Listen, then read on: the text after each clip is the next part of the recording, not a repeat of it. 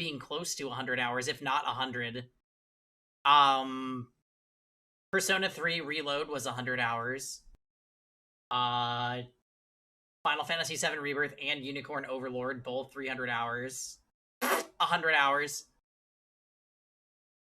Not 300 hours. Only special games get 300-hour treatment, like Fire Emblem Warriors 3 Hopes. Nah. Just lots of 100-hour games. I'm bad at speaking. All right, let's get Fata Morgana.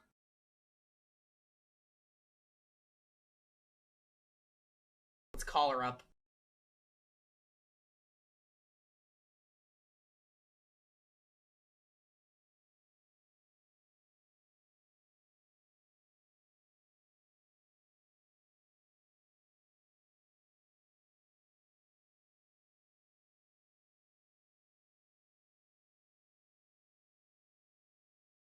Stay away from me!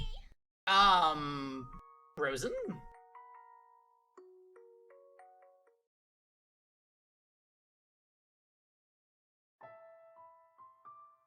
Alright, let's get it.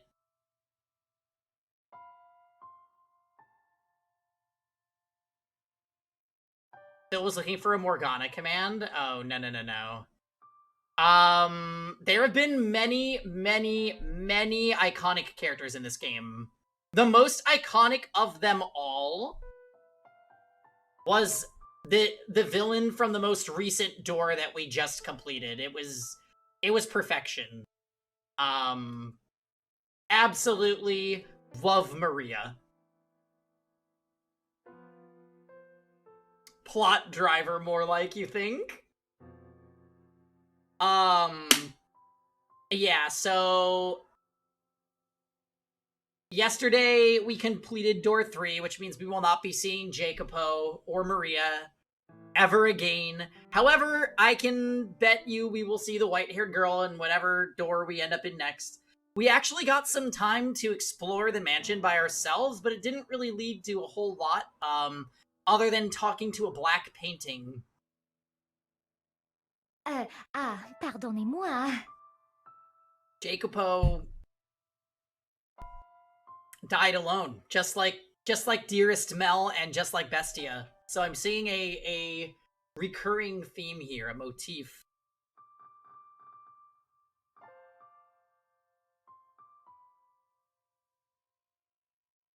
It is Fata Morgana time. Welcome, Barry.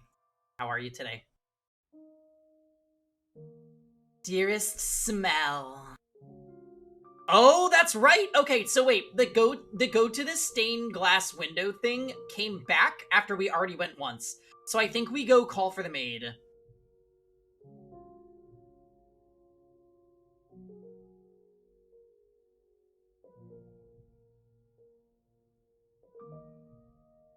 No Morgana sound? No Morgana sound. If there was, though, it would be like, looking cool, Joker.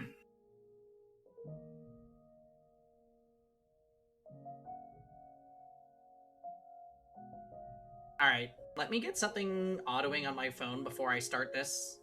Meow!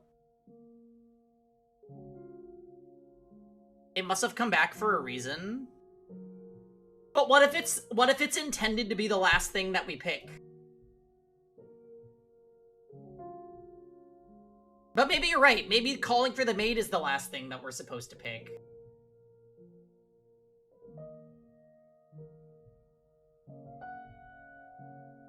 Alright, let's see. Let's see what's going on.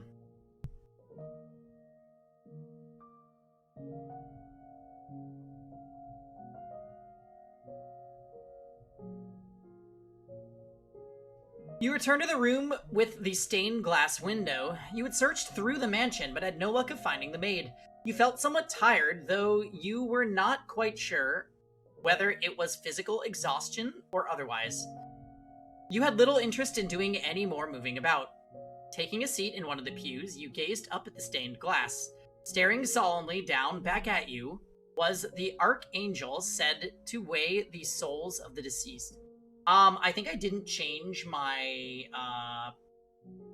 my categories, so hold on. Let me make some changes. Potato Sunday, House and Fata Morgana.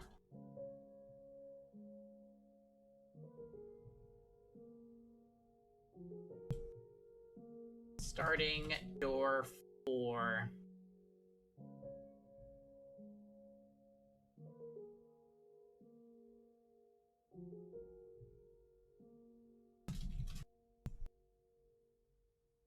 And I need to remember to immediately make the highlight for this one in case if my VODs get muted again because of the game's OST apparently being DMCA-able, so that's really fun. Okay.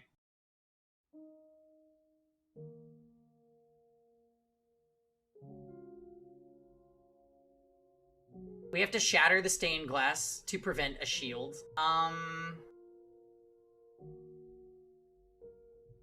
Perhaps he was trying to weigh on your soul. Oh, this is all that's left? Master. Master. Oh, there you are, Master. You gave me quite the scare. After returning from the third door, you disappeared without a word. Oh my, it was I who disappeared? That is quite strange. I did not go anywhere, as far as I'm aware. Nevertheless, I am glad to have found you. I would have been at a complete loss for what to do if I had been separated from you yet again. Yeah, she's gaslighting us. I did indeed say that when you first arrived. I have been waiting for you to return for a very long time. For centuries, as a matter of fact. That would make me a ghost then, you say? I am very much not a ghost. Would I be able to hold your hand if I were? Saying this, the maid took your hand. It was cold enough to send a shudder down your spine, and completely devoid of life. Though, as chilling as it may have been, you still took comfort in the feeling of her hand in yours. Sounds like something a ghost would say. The maid looked down at you with gentle eyes. After a few moments of silence, she sat down beside you. Stained glass is quite beautiful, is it not? Every time I see it, it brings a tranquility to my heart. So we're Dracula. I think that this game could have vampires, because white-haired girl seems like a vampire, but maybe she's just sunlight phobic. I don't know. She doesn't feast on people, as far as we're aware, so maybe she's not a vampire.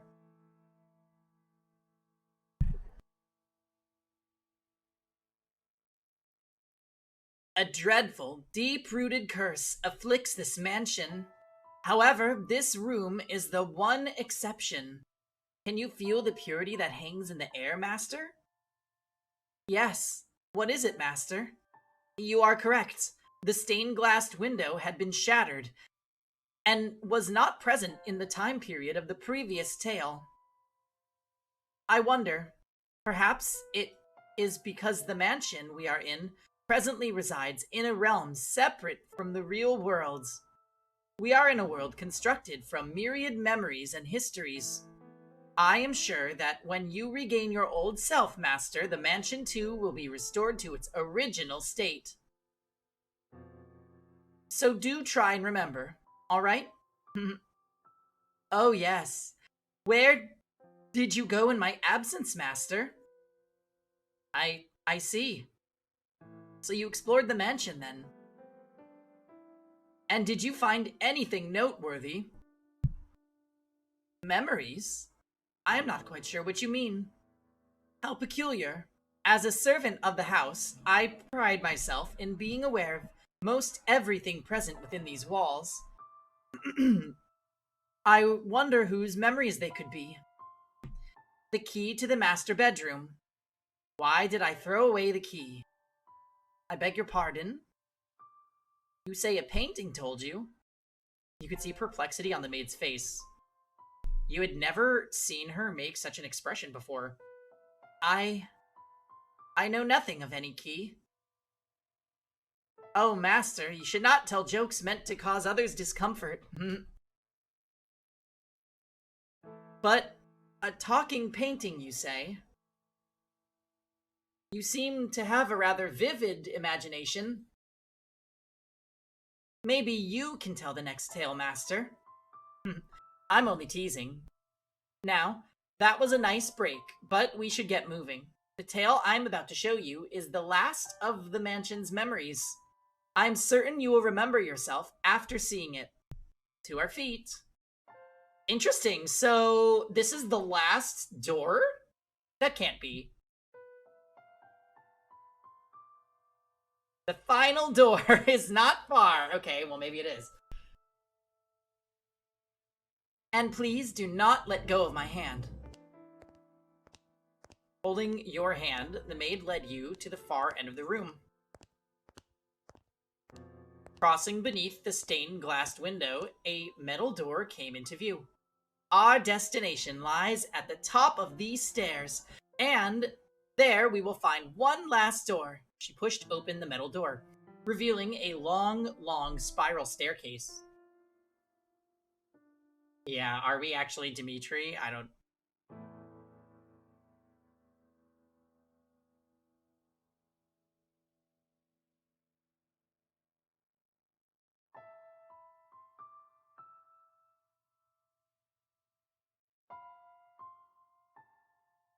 It will be a bit of a walk, so let us be on our way. And please do watch your step.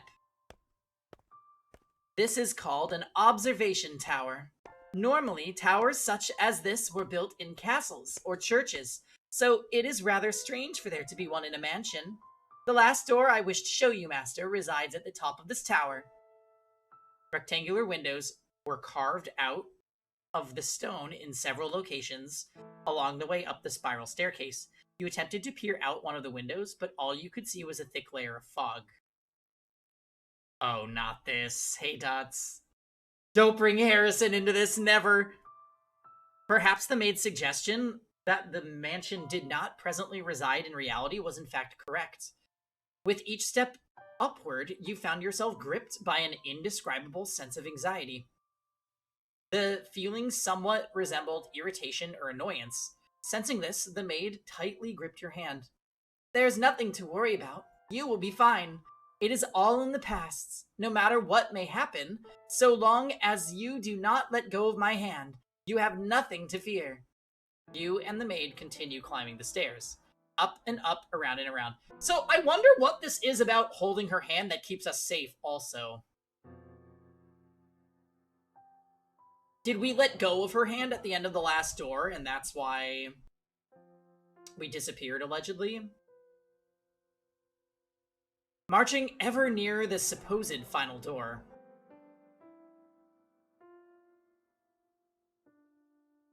High up into the tower, as the light from below drew distant, a rotten wood door came into view. Patches of what appeared to be blood stained on the surface, and holes had been bored into it with sharp objects of some sort. You heard a scream from far below, where no one should have been. Kill the witch! Kill the witch! Kill the witch! Burn her! Burn her! Burn her! You were struck with fear. The next moment, the maid opened the door, and then you slowly descended into darkness. Oh boy. Okay. I feel like there is going to be violence on this here day. 10.99?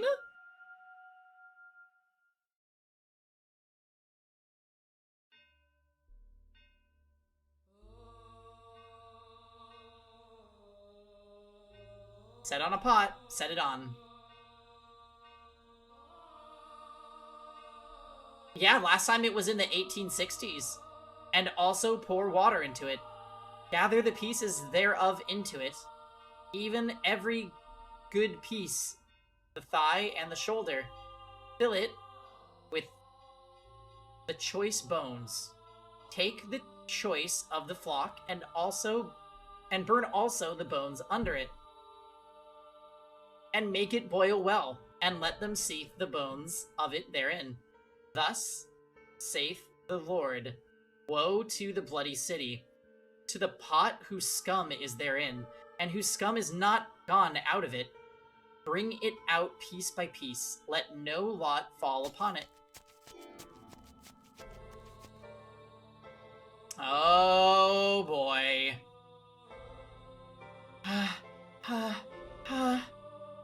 Where is she? Where'd she go? She came down this way, I'm sure of it. Find her. Find her and burn her. Burn the witch. Burn the witch. Burn the witch. Burn the witch. Burn the witch. Burn her. Burn her. Burn her. Burn her. Well, I see we are off to another great start for the white-haired girl. She always seems to have such good experiences with these doors. Then will I leave thee upon the land, I will cast thee forth upon the open fields, and will cause all the fowls of the heaven to remain upon thee. And I will fill the beasts of the whole earth with thee, and I will lay thy flesh upon the mountains, and fill the valleys with thy height. I will also water with thy blood the land therein thou swimmest, even to the mountains. And the rivers shall be full of thee. And when I shall put thee out, I will cover the heaven and make the stars thereof dark. I will cover the sun with a cloud, and the moon shall not give her light. All the bright lights of heaven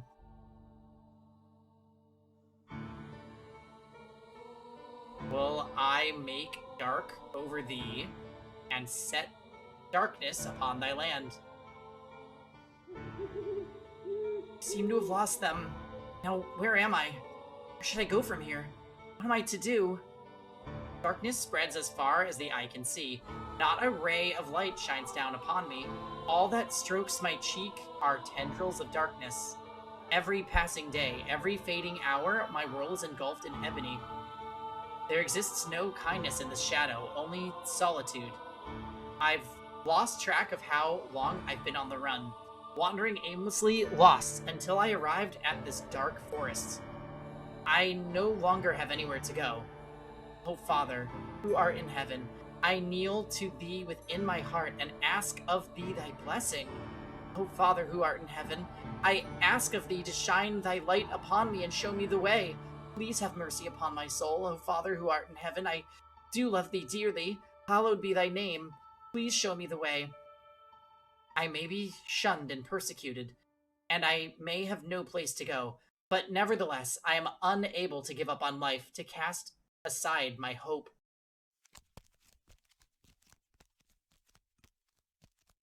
O Father, who art in heaven, please guide me into salvation. O Father, who art in heaven, please guide me.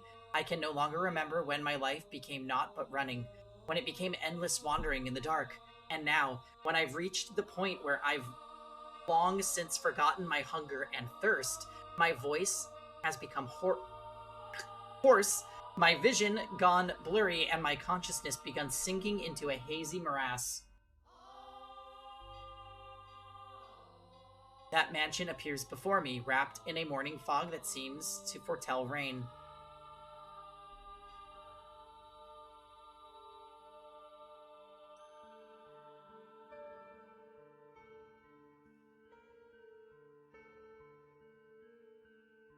Here we go again. Oh my. The mansion comes into view like the world fading in after a dream. It doesn't appear as though anyone lives here. All the windows are either boarded up or shuttered, as if it's long since been abandoned.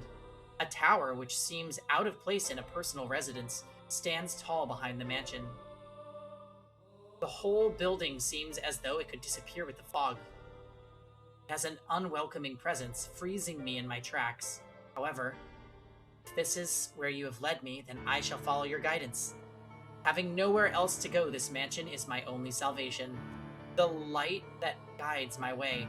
And so I must have faith that no matter what I find, whether spirits or wild beasts dwell within these walls, that this is where I will find peace.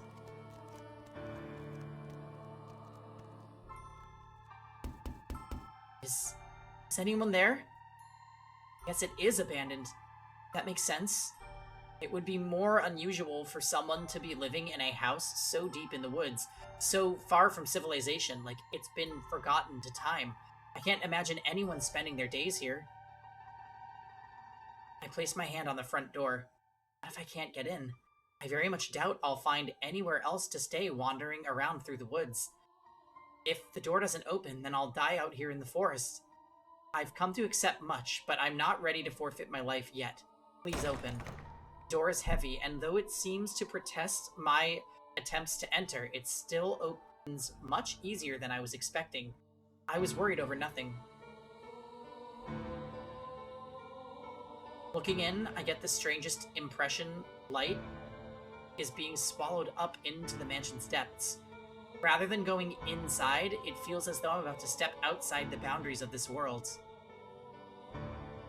When I close the door, it's so dark I can't even tell where I'm walking. Wonder if the window's open. Though I managed to fumble my way over to a window, it's tightly shuttered and the shutters are caked with rust. I'm probably not getting it open without a fight. If only I had some source of light. Can't even see my hand waving in front of my face. It feels like the door will fall out from under me and I'll sink into eternal darkness if I don't watch my step. And now we're gonna have the maid jump scare where she's like, will you be the mansion's master? Fighting back that fear, I slowly walked forward, tracing the wall with my hand. There's a door at the end of a long corridor. I pull it open and a wisp of bone-chilling air brushes past me. It's too dark to see anything, but I can feel something different present in this area than the rest of the house. Uneasiness grips me. Is anybody there? My voice simply disappears into the void. No response. As I'm pushing forward through the freezing air, for a split second, I spot a shimmer of light. Squinting my eyes, I'm able to make out a large window. Unlike the others, it's not shuttered, but covered by drapes. Is she in the stained glass room? My chances are slim, I imagine, but if there's even a slight possibility of getting some light in here, it's worth a shot. So, I pull open the drapes. The next moment, faint but colorful light shines down on me. It's a stained glass window. From beyond the glass, I can hear the subtle pitter-patter of rain. I guess it finally started. Different colors of light blend into a milky white, dim but wondrous. It's gorgeous. Why would someone cover this up? It's beautiful. With a little more light, it'd be... Please do not touch the drapes. Or the windows. Suddenly I hear a voice and I can sense someone else in the room. Oh, it's a guy. The man's voice is emotionless, neither deep nor high. Before long, he comes into view illuminated by dull orange candlelight. Knew it would be him. Okay. I'm sorry for coming in uninvited, but, I did announce myself. The man stands there practically blending in with the darkness. Has he been there this whole time? He's staring straight at me. His gaze wavers slightly, but not enough for me to read anything in it. The candle in his hand and the light from the stained glass window are the only illumination in the room, neither of which are particularly bright. As a result, his outline is faint and blurred.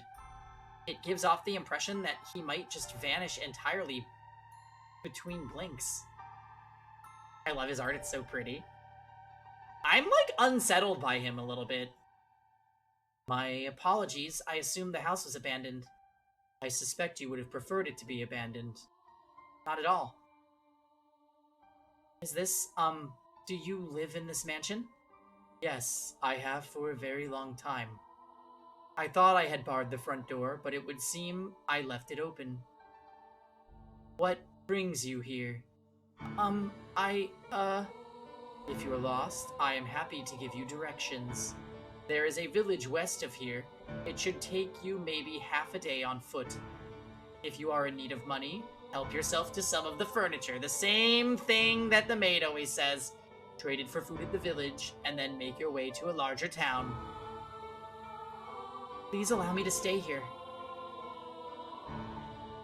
Would you repeat that? I cannot go to the village. No, I cannot go anywhere. I'm no longer able to freely return to any town. I hope he gets DoorDash out here. Yeah, good old DoorDash in year 1099.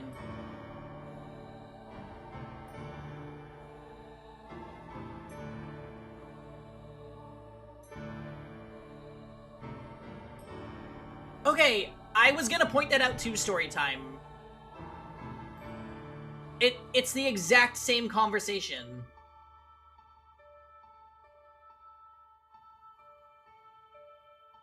The year when the upside-down coffee table was invented? Enough. White-haired girl's name is Giselle. It kind of has to be. Also, if I remember correctly...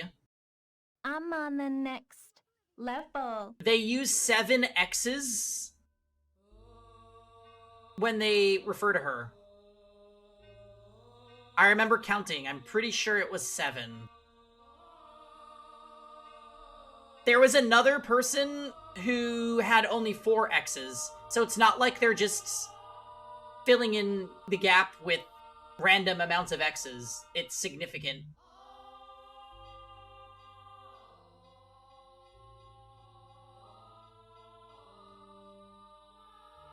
So, yeah, it seems like this very well could be Giselle. Although, in the Giselle flashback, Giselle was like a merchant or something, right? And she, like, stumbled upon the house? It's also possible that, Mitchell just says this to everybody that shows up. That's also technically possible. Although unlikely, I will say.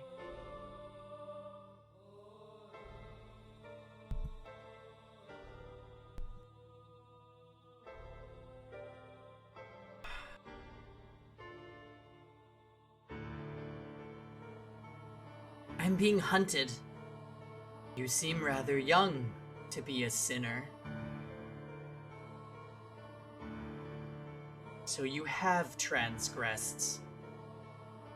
I am neither a thief nor an adulterer.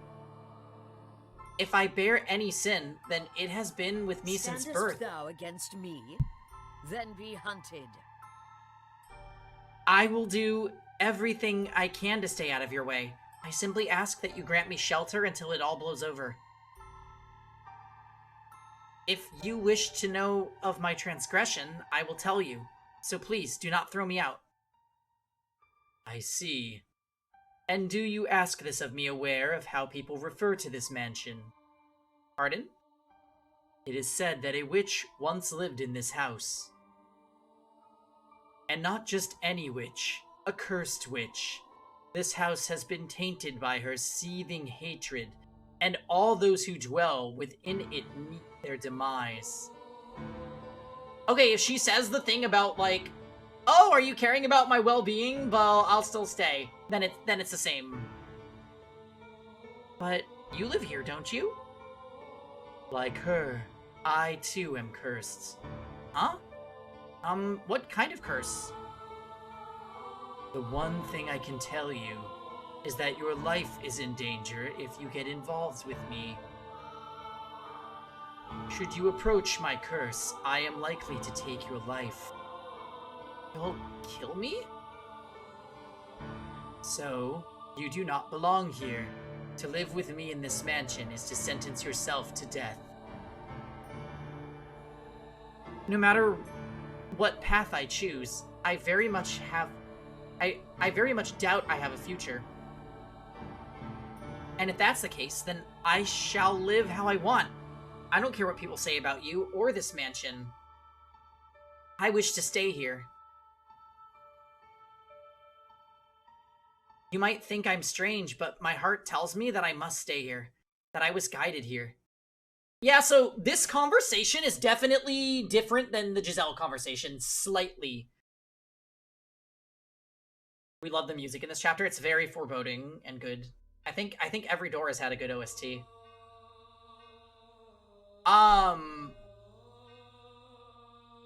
Yeah, so it is possible that Mitchell just says all this shit, like, to everybody that enters. Hey, you want some furniture? Directions? Leave, please. Don't stay. Curse. Take it a little further, the theory that we are Mitchell.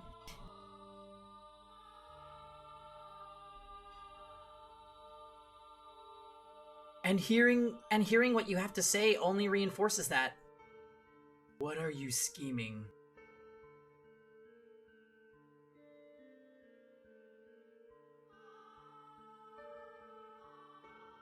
No one ever offers me furniture. Door 3 is the fan favorite OST. I really loved, yeah, for me, Door 3 is easily the best.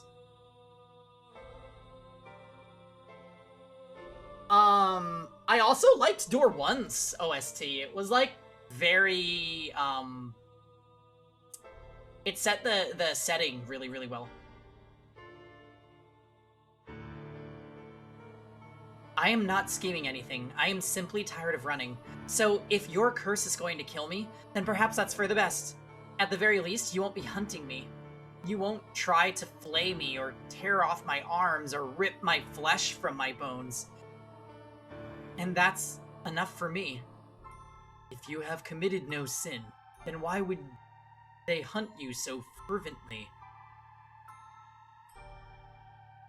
Typical from our number one Nelly stan. Number one Nelly stan is definitely Rosenlock. I am accused of being a witch. I do kind of stand Nelly, though. Master, please wake up. Return to me. Have you come to, Master? I apologize for sending you through the door without warning. It must have given you quite the scare, but I beg your forgiveness. I heard a terrible screaming from down the stairs and I panicked. You say you saw the white-haired girl?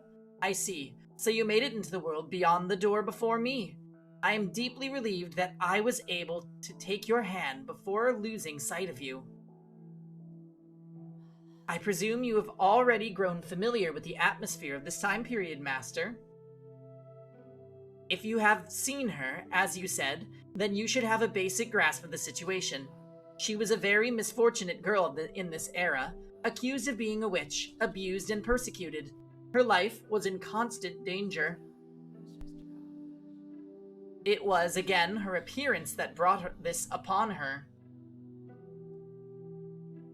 That snow-white hair and those ruby-red eyes clearly differentiated her from everyone else.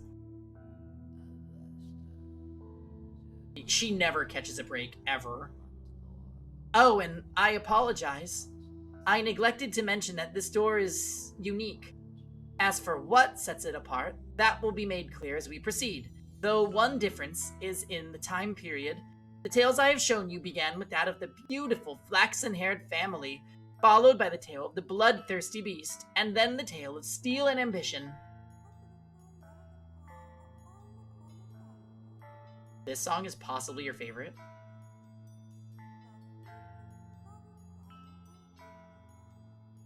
Proceeding in chronological order. However, this door we have entered takes us to the period now known as the Middle Ages, long, long before the other three tales. Yes, that is correct. This is where it all began. The mansion's curse, the truth of the witch, and your identity. All this should be made known. Okay, alright. I feel that that's pointing towards what Storytime was saying. Stocks in us possibly being Mitchell.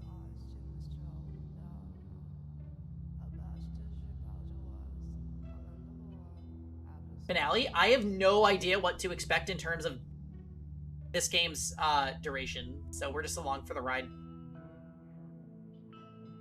If after this tale you are still unable to reclaim your old self, then there is nothing more I can do. This door contains the last tale I'm able to tell you, so I ask of you, please do not let go of my hand until it is all over. Now then, let us begin a beautiful, tragic love story of two solitary souls trapped in a mansion of darkness. Love story? In that era, the mansion was a dungeon And they draped lived happily in darkness. ever after.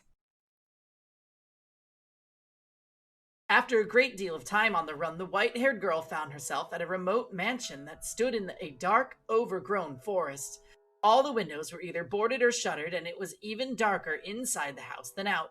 Not even a ray of moonlight could enter those walls. Only naturally, the white-haired girl had assumed that nobody lived there, but her guess was incorrect. Someone did indeed dwell in the house. It was a young man named Mitchell. Though she could not make out the details of his face in the candlelight, she thought him a very handsome man. However, he proclaimed to her that a witch resided within the mansion, and that he too was cursed. Everyone who got close to him lost their lives. Do you think that what he told her was all nonsense? A lie devised to chase her out of the house? The truth of the matter shall come to light in time, when she dies again. Despite Mitchell's assertions, the white-haired girl decided she would take up residence within the mansion. This era's white-haired girl was younger than the others. She was still in her early teens, young enough to be seen as still a child. But she is neither as self-centered nor irresponsible as you might expect of someone her age. She was very delicate and reserved, and acted like with a great deal of modesty and restraint. The accusations of her being a criminal and a sinner were grossly inappropriate. Nevertheless, she was still chased from her home, barely managing to flee to this mansion with her life. Now, the white-haired girl thought it would be rude to simply take up space in the mansion, so she chased down the master, Mitchell, and asked, is there anything I can do to help? I will clean or cook or do anything, just let me know. I want to repay you for allowing me to stay here. You need not feel indebted to me. The weight of that obligation will only turn into disdain. But I can't just stay here and do nothing. Do whatever you like, as long as you do not enter my room. That is all I ask of you. He said emotionlessly, turning away and walking off. Mitchell was not, I believe, spurning her. He was merely disinterested. He did not treat her disrespectfully, nor did he seem averse to her presence. Words simply did not seem to affect him at all. Not only was the mansion a prison for his body was also a prison ensnaring his heart. I should still do whatever I can. But she did not let that get her down. In fact, she might even have interpreted his disinterest as kindness. Though he was a bit standoffish, he did not attempt to cause her harm. He was nothing like the people who had accused her of being a witch and forced her to flee for her life. And she was deeply grateful for that. Thus began their quiet life together, Mitchell, who avoided contact with others, and the white-haired girl, who had taken a great deal of abuse from others. Two people who knew hardly anything about one another, who were too distant to really be said to be living together. Mitchell spent most of his days in his chambers, so they only ever saw each other occasionally, and they hardly ever spoke. Though they stayed in the same house, they both still lived solitary lives. Nonetheless, the white-haired girl wanted to get to know Mitchell better. She wanted to know why he called himself cursed. They're like so roommates. Why he lived alone in this dark mansion. How many days, how many years had he spent here in solitude? And while she waited for the opportunity, she also started doing things around the house.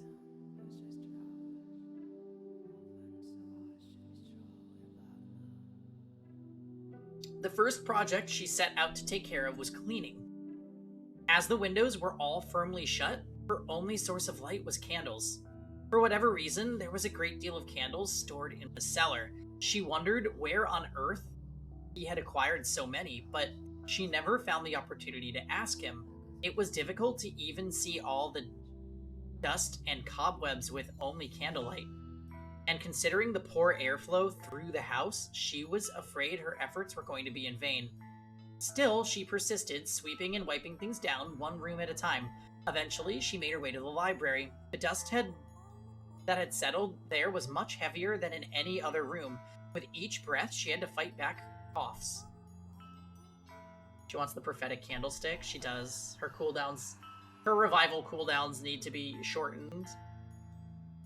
It was not a room one would normally be comfortable spending much time in, but the sight of so many bulky volumes lining the shelves sent her heart aflutter with delight.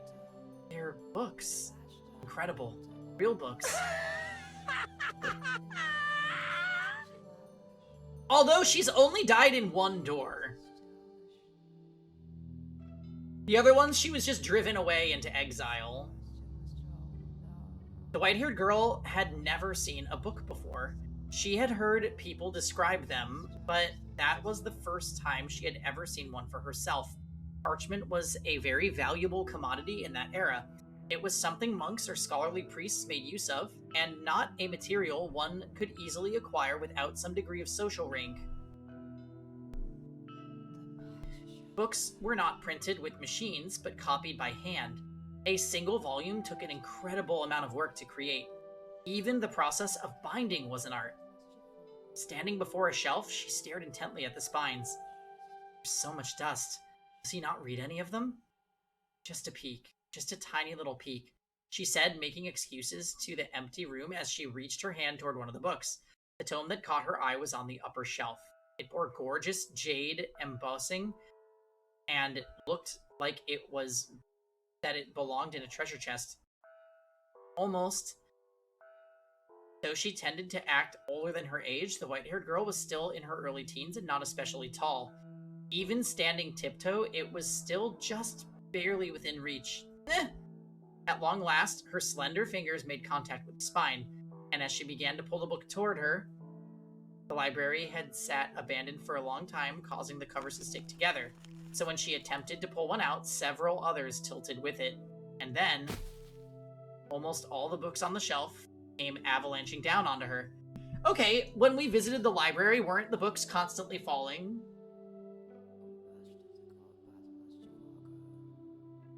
Okay.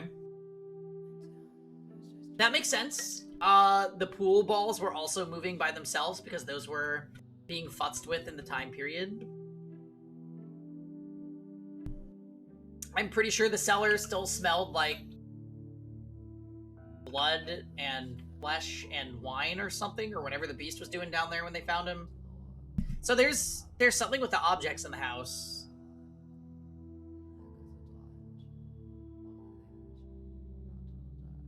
Yeah, if Kaede was there, we would have had at least 2 Rube Goldberg machines built already.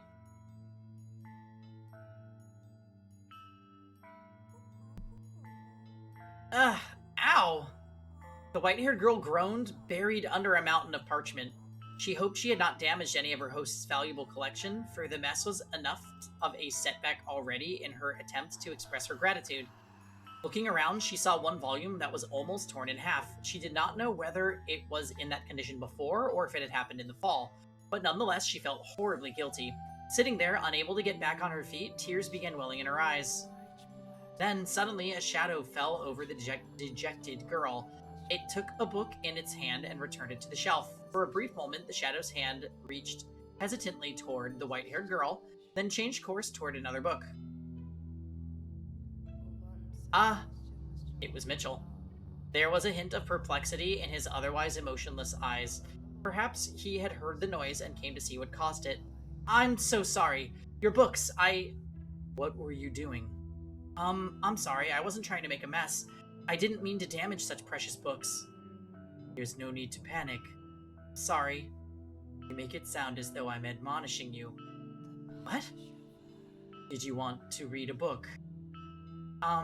I do, but that's not what I originally came here to clean. Clean. Yes, I felt guilty simply being idle. I did say you could do as you pleased, but you have no responsibility to clean anything. I just ended up making a bigger mess anyway. I'm sorry. You don't need to apologize. Okay. If you want to read, help yourself to any of the books. But I don't know how to read. Oh, girl. I just thought the cover was pretty, so I wanted to hold it. You are free to use them however you wish.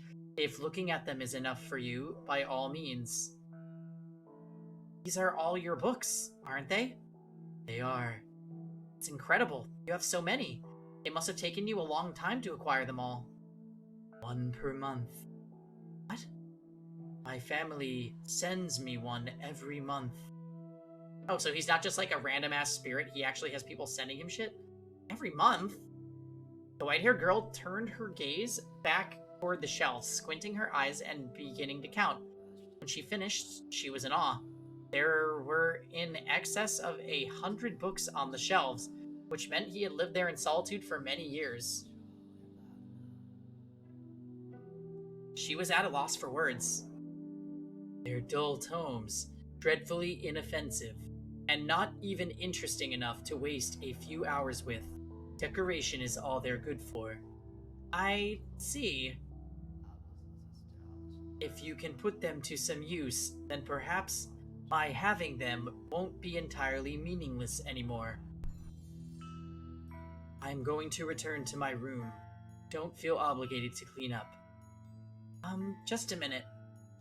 Was there something else? Could you tell me your name? He didn't have Prime. You're right, that's why the month delivery. I just realized I never asked for your name. Not knowing what to call you will make conversation awkward. You don't need my name to. I want to, though. Mitchell. Mitchell. Oh, so maybe it's Michael?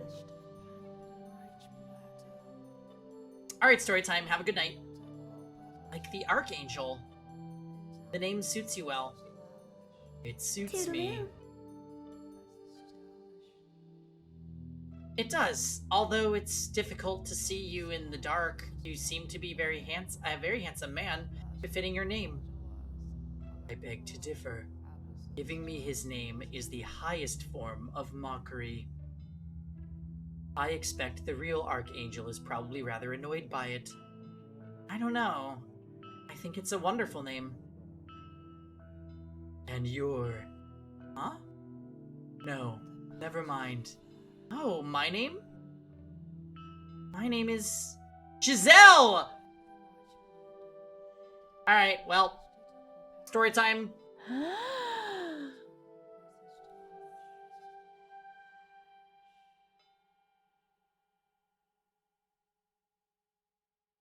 Yeah, I think his name might be Michael. So Giselle is the white-haired girl.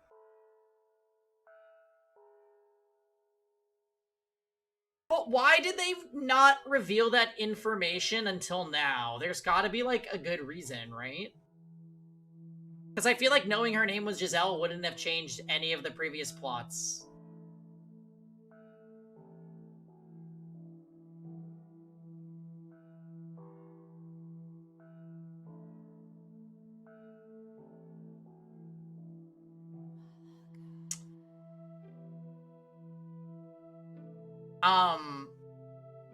Let's think on it for a quick sec, guys. I'll be right back.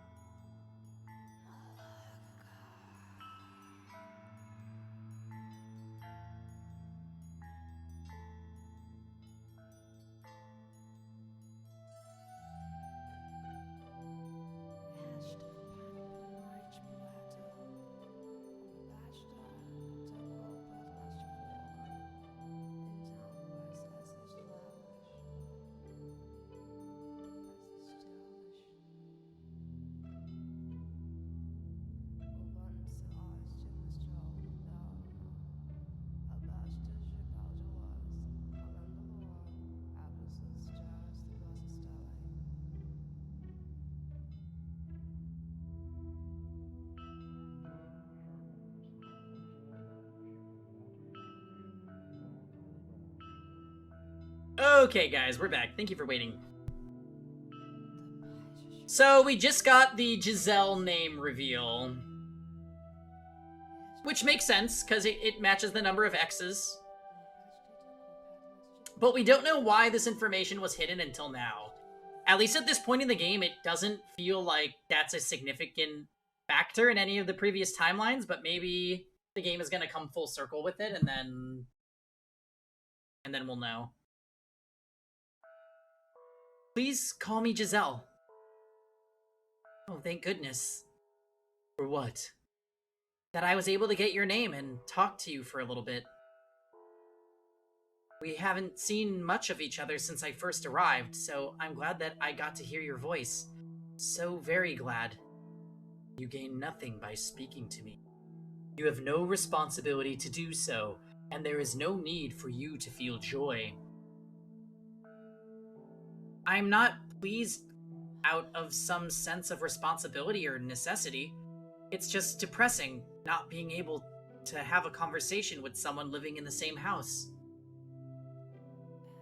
You do not understand me at all. As I said on the first day, my curse will one day kill you. But I'm still alive, aren't I? You are welcome to believe I am lying, or that I am merely out of my mind. But it will be too late when you realize the truth.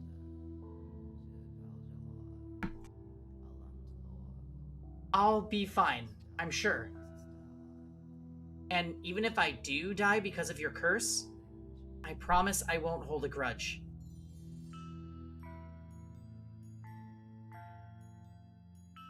Could you possibly be keeping away from me out of concern? No, I simply have no interest in interacting with anyone. I would like to interact with you, if you don't mind, that is. Sounds like he does. As I told you, you have nothing to gain from that. I have nothing, not even words, to give you.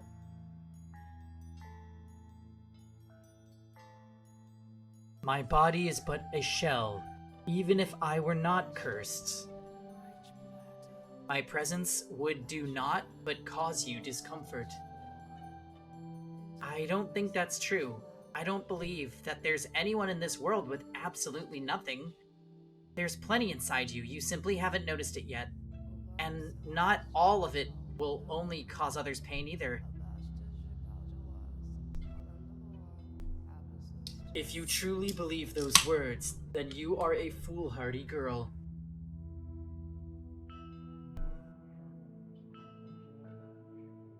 How can you trust someone you only just met?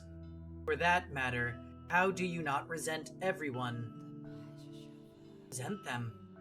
I can take a guess as to why people call you a witch, and why you have had to flee all the way to this mansion. Your white hair and red eyes. Someone in this world with absolutely nothing. FE6 Sophia. Ah! True, though.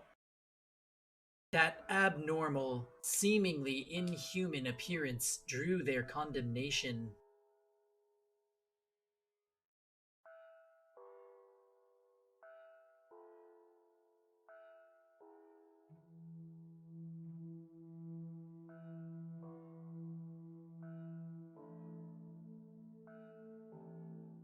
Yep, she gets you a guiding ring, so that's great.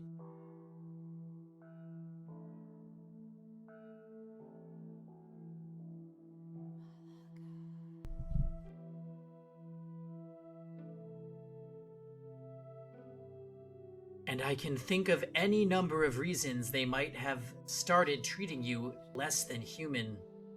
Perhaps people around you experienced misfortune, or perhaps there was a natural disaster, a famine, a plague, some kind of external phenomenon, and you were their scapegoat. Yes, you are, by and large, correct. Then that would make me as unworthy of your trust as anyone. I make no claim of having your interests in mind. Goodbye. He's just playing hard to get, Giselle. If you don't mind, could you teach me how to read sometime?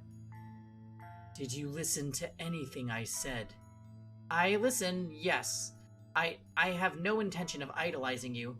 I don't expect you to do anything for me, but I don't wish to burden you in any way. I simply wish to be allowed to be at your side. It does not matter to me what kind of person you may be.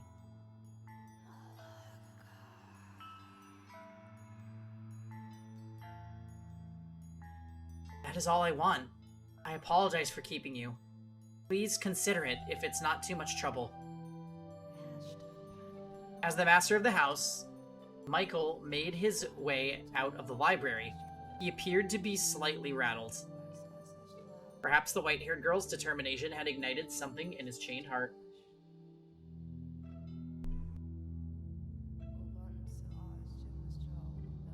Or perhaps it was something else. She stared toward the darkness into which Michael had disappeared. Then she carefully wrapped her arms around the jade-embossed tome, a soft smile spreading across her lips. He's a decent man. I'm sure of it. The Jade Rook tome? We're alike, he and I. And thus began to blossom within her a faint sense of fellowship as someone who also knew solitude. And also has white hair.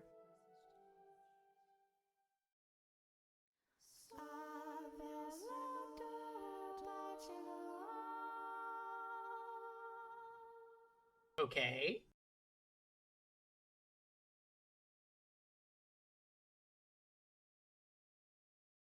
It had been about a week since the white-haired girl had taken up residence in the mansion. Staying in that house deprived of light was, I imagine, a very claustrophobic experience. To anyone blessed enough to have sunlight as a part of their everyday lives, it would have been unbearable. Oh, so wait, is this version of white-haired girl also... Is this why she can't go out in the sun, or was she like that already? But for her, the mansion, within its prison walls, and lack of either illumination or recreation, was the one place that she could find respite. She and Michael continued to be distant, however. He spent most of his time in his chambers, which he had explicitly told the white-haired girl to stay out of, leaving her unable to close that gap. Also, the game is still referring to her as white-haired girl, even though she said her name. That's also really interesting, I think. That's because her name is silly. Giselle? I think white-haired girl is sillier if we know her name. Nonetheless, on the occasions they did cross paths in the hallway, their eyes would meet, if but briefly. It was never for more than a few seconds. Whenever she saw him, she made a point to give him a little smile. Giselle's name is white-haired girl.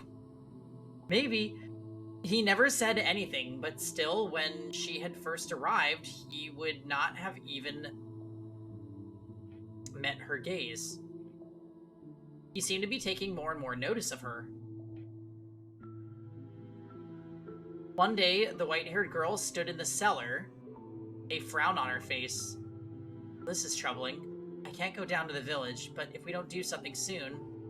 The cellar was where the food was stored, an assortment of non-perishables and dried foods, smoked meats, and cheeses. Her daily meals were taken from the supplies there.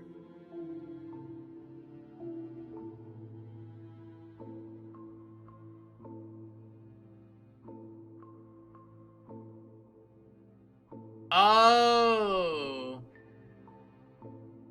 Gauge.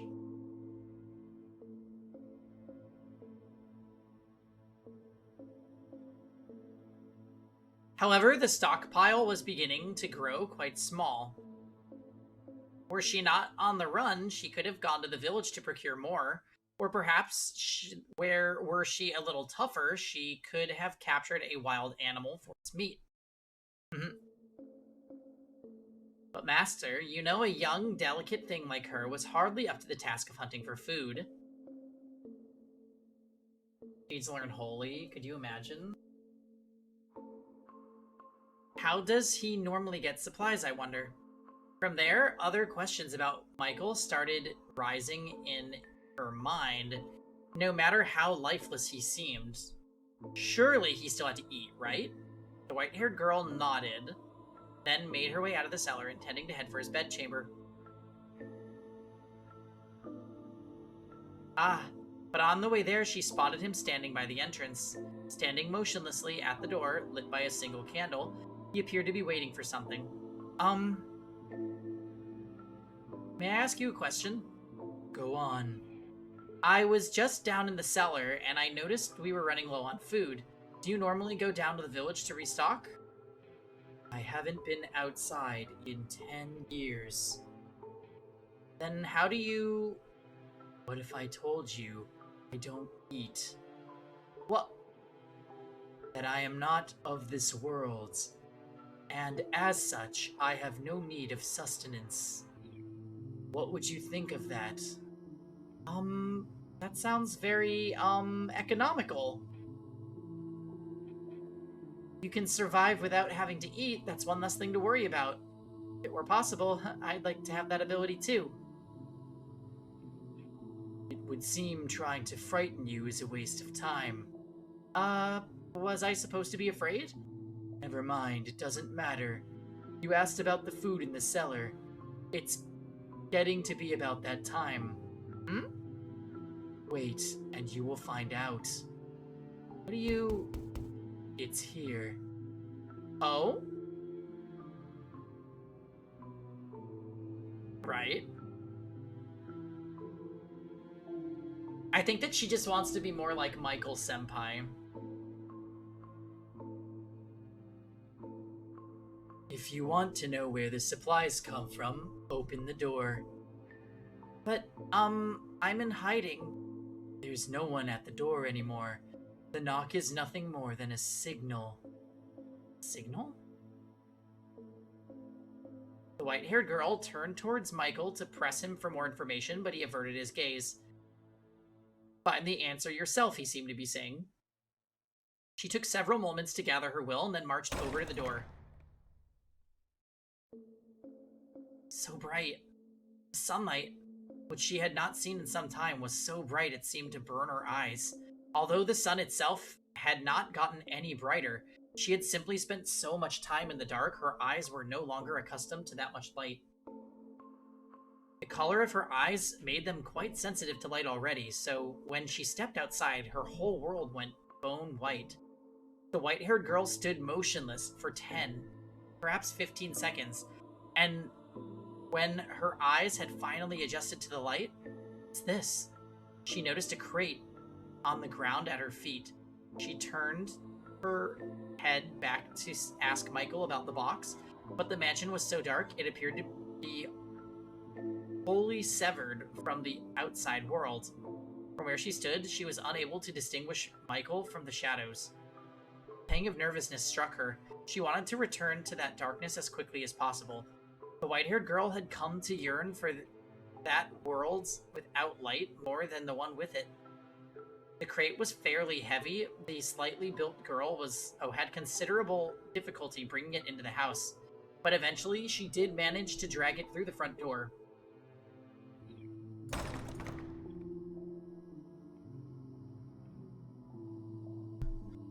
And then everything went dark once more, except for the faint flicker of candlelight floating in the air. You can leave it there. I'll take care of the rest. What's... Without a word, Michael approached her in the box, withdrawing a knife that he had evidently kept hidden somewhere on his person. With it, he cut through the rope that bound the box. Go on. Open it up. At his insistence, she placed her hand upon the lid. She had no idea what lay inside this unexpected delivery. Probably rations. Whoever had brought it had already been long gone. Staring at the strange box, she was racked with nervousness. However, what she found when she pushed aside the lid was completely ordinary food. Haha. Is something amusing. It was just rather anticlimactic. Here I was, worried about what might be inside. We were just talking about the supplies in the cellar. So we were. It completely slipped my mind. This should last us for some time. It's all preserved, just like what's in the cellar. But I don't understand. Who would deliver all this to you? There should be a book in there as well. Oh, it's his family. What? Oh, there it is. The library, he said. That his family sends him one book a month. Does that mean this box came from them? If so, then why did the person who delivered this leave without speaking to him? What happened between him and his family? Is he here because they want him here? Or because he chose to be here? Take the book to the library, please. I will bring the rest of the supplies to the cellar.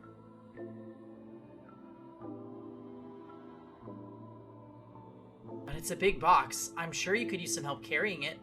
That won't be necessary. Take the book and go. But, fine. Then stay here. I'll take care of everything. Wait. Hold on, please. What is it? You don't have to answer this if you don't want to, and, I'm not trying to pry, but I can't help but be curious. Say what you have to say, please. I was wondering if you could tell me why you live here in this mansion. Why did whoever delivered this box leave before you even opened the door? Could you perhaps be imprisoned here?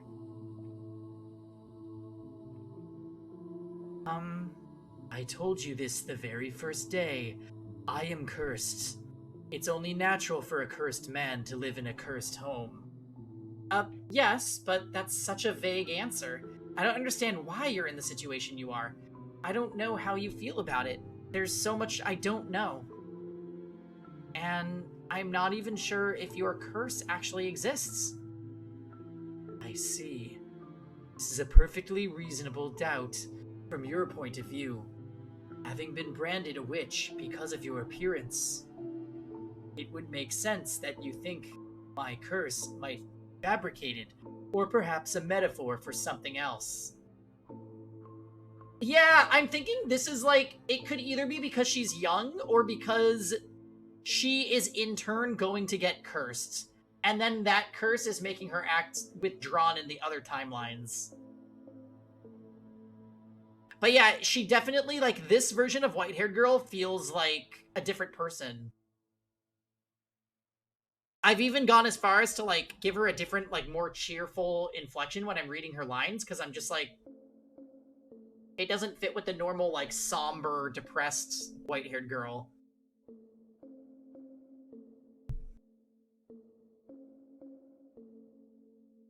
I would also like to point out about this door specifically that the maid, this is the only one where the maid has not been a part of it.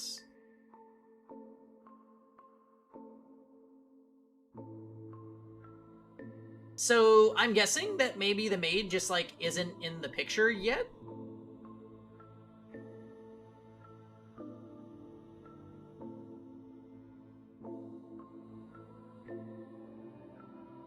Yeah, it's like definitely it's a weird detail, because in all the other ones, she was already there. And she said this is how it all started, so, like, these two DBZ fusion into the maid? No way. Maid has purple hair, they both have white hair, that can't be allowed to happen. Alright then, come with me.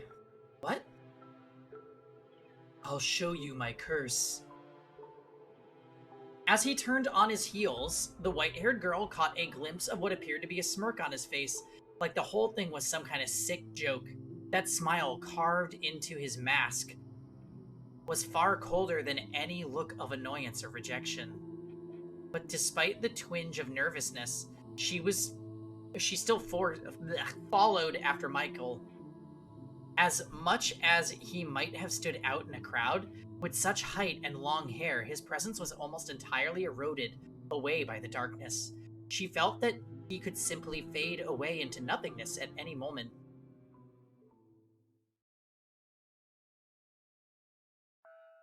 Many things are buried here.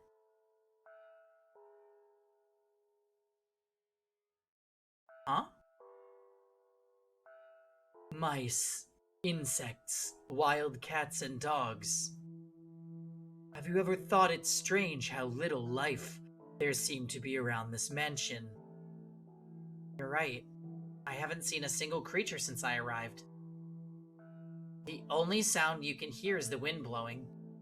Now that you mention it, it did seem peculiar. They were all killed by me. Or rather, they lost their lives because of me. You have your answer now.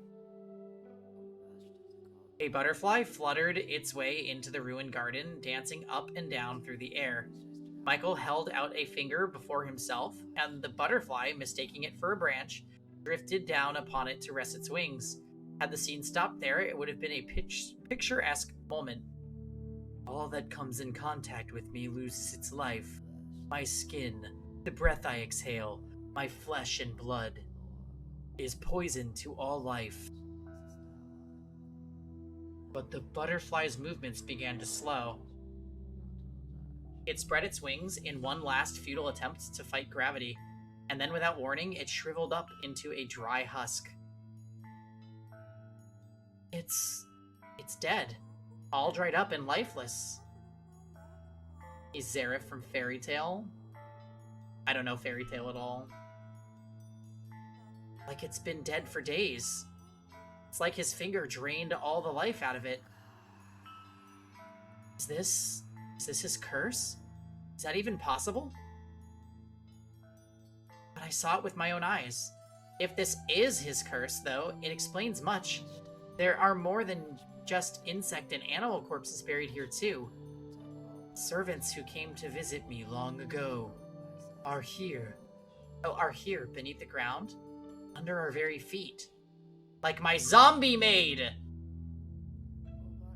That's why the servant leaves before I open the door.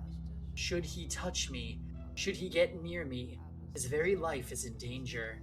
Okay, well, what about Giselle? You mustn't! Yeah, I don't want the maid to rise from the ground. No one is interested enough in seeing me to take that risk. Yeah, what if he wears gloves? No one will have anything to do with me. Nary a soul even wishes to see my face. Now you understand what I meant when I said I would eventually kill you. So that's why you have never once touched me. When I knocked the books down in the library, you didn't offer your hand to help me up.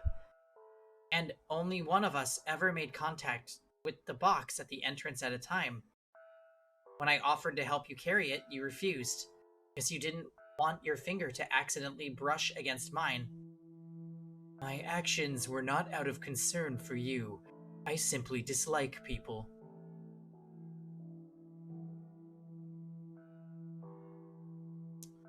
Others' interests mean nothing to me. What an odd face you're making. Do you not believe my curse is real? No, I do. It is certainly irrational, inexplicable, unbelievable, but you've shown me more than enough evidence. And I don't believe you're lying to me right now either.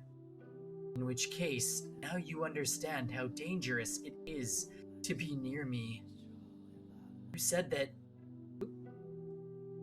if you left, you would be killed, but it's been some time since then. If you're careful to cover your tracks, you could make your escape. You do not belong here. He was telling the truth about being cursed. What a cruel burden to have to bear. I can't imagine just how much he's given up on, how many lives he's inadvertently taken, and how he must have felt every time it happened. How much pain that loneliness must have caused him. How much despair he must carry in his heart. How much sorrow must be weighing down on him. So, no, I will not leave. I will stay here with you. Leave this place. No, I will not. Why? Why do you insist upon remaining in this house after learning what I can do? You have no reason to stay. Tell me then, why do you try to drive me out? If you don't care for others, as you say, if you're not concerned about anyone else, then what does it matter to you? What does it matter if I die to your curse? You're a very kind-hearted man. You've been watching out for me since the day I arrived, doing whatever you can to not inadvertently kill me. Hey, Yummy Ellie. How's it going?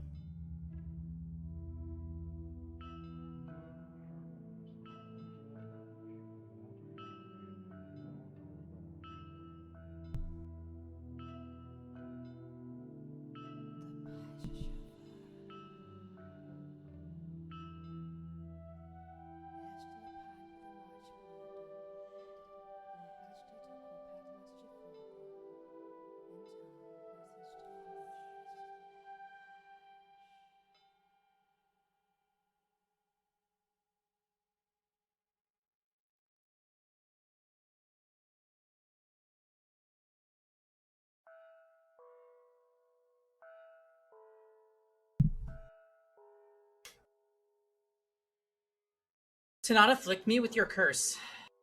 No. Here's what I think. No one capable of showing genuine care for others can honestly, truly dislike all people. They can't possibly be indifferent.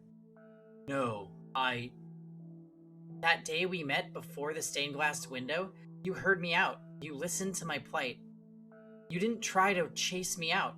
That day, I thought you to be a good person, and I still believe that. I simply... Oh, he's getting mad. Also, what is he holding the candle with? Is there like an attachment to his finger, or like, is it just floating?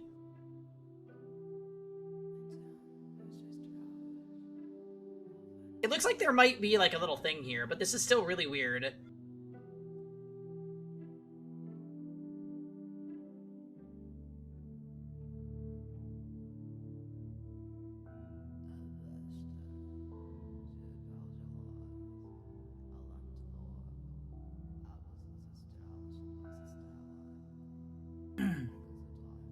I simply assumed you would leave on your own when it was safe. I never thought you would be so foolish as to want to stay in a house like this with a man like me. How does that make me foolish? Do you not value your life? Are you not afraid of death? Do you not find me unpleasant? The thing I fear most is loneliness.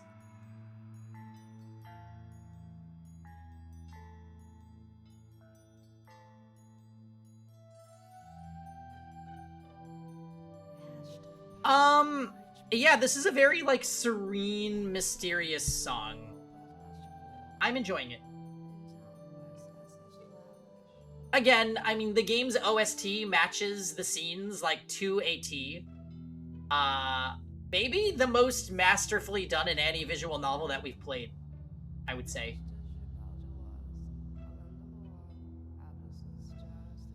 Although, Paranorma Sight also was very good at matching music. So was Buried Stars.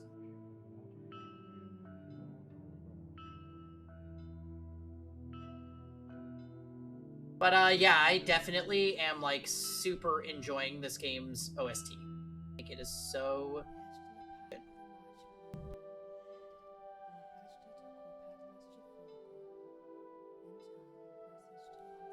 You're probably right that by now I could safely sneak away, get myself somewhere far from here. And even if I did, I would inevitably find myself in the same situation. The only way I can avoid that fate is to stay away from everyone. To live in solitude with no one to talk to. I know you understand how that feels.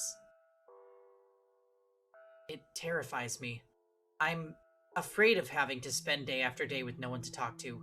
No one to share my experiences, my thoughts, my feelings with. If that's what awaits me out there, then I want to live with you. I want you to be an essential part of my life. Impossible. Please, don't chase me out. You are a cruel girl. Never again will I allow myself to get close to someone.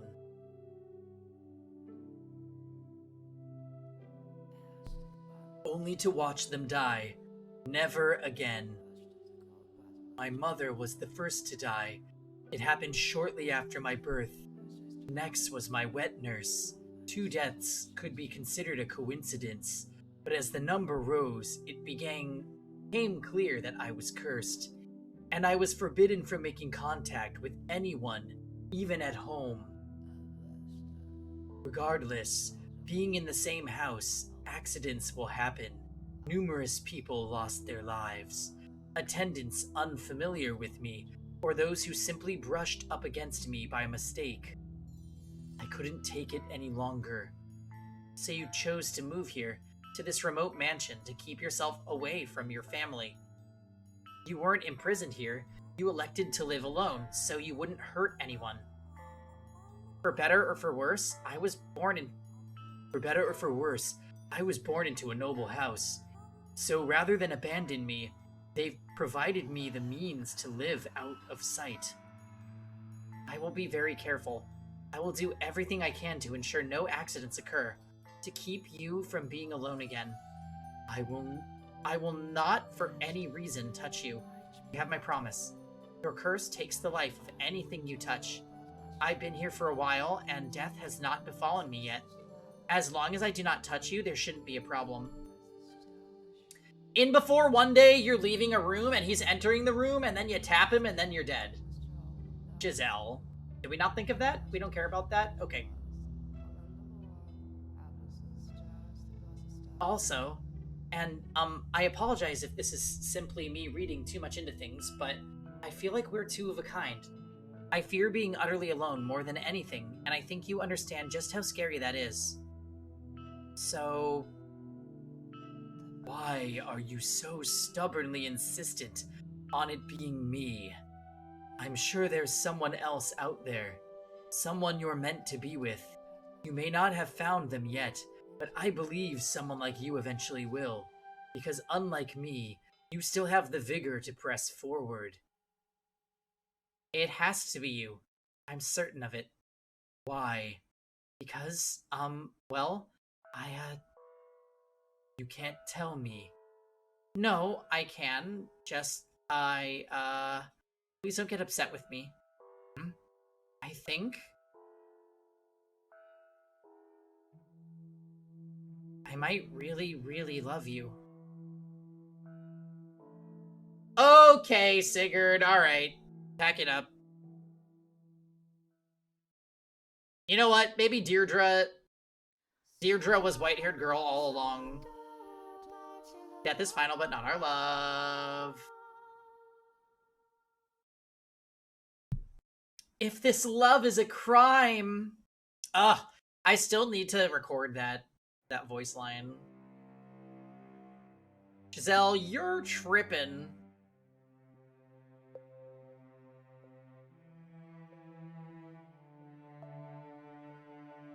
His was a power that evoked images of witches or demons, the unclean and the impure.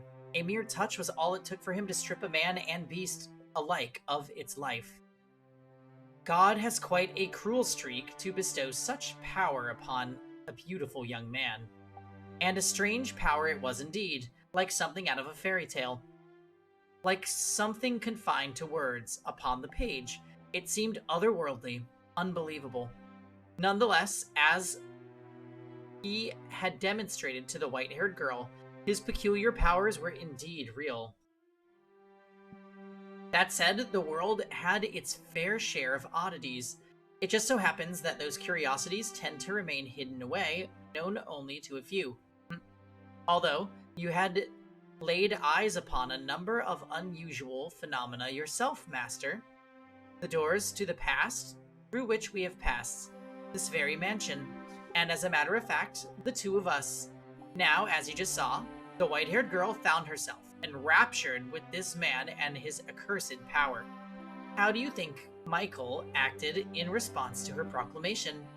He had spent so long refusing to interact with others, no, unable to interact with them. As such, he was unsure how to respond. After standing there expressionless for a few moments, he muttered, "I'll consider it."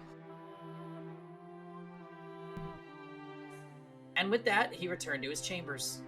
While he was not someone who wore his heart on his sleeve, I personally do not believe he was completely devoid of emotion. He had simply forgotten how to express them in his extended solitude. So I think he was in that moment in a state of complete panic. She had, after all, just assaulted him with a stream of incomprehensible declarations that knowing the truth, she still wished to remain in the mansion, and that knowing the truth, she loved him. The love she had declared for Michael was not a fleeting puppy love. There was genuine tenderness and warmth to her words. But he had gone through his life shunned, feared, pushed away. To him, that was normal. He had never given anyone reason to have any fondness for him. So he found himself utterly unsure how to take the affection she was showing. Of course, he was not the only one rattled by the whole affair. There was also the maid, who apparently was there and listening to the whole thing. Just kidding. Oh dear.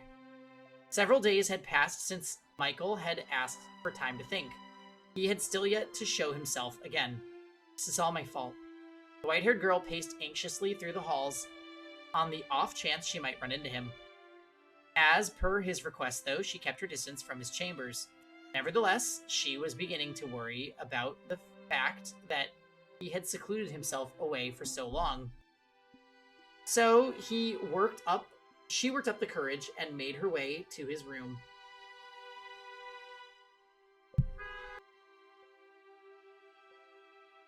What if he doesn't want to see me ever again? I didn't consider I might be overstepping my bounds. Before opening my mouth, every step she took was slow and laborious. Laborious, even. Her mind raced with worry and doubt. I should at least tell him I'm sorry. Rather than out of a desire to know how he felt, she was compelled by guilt and a desire to apologize.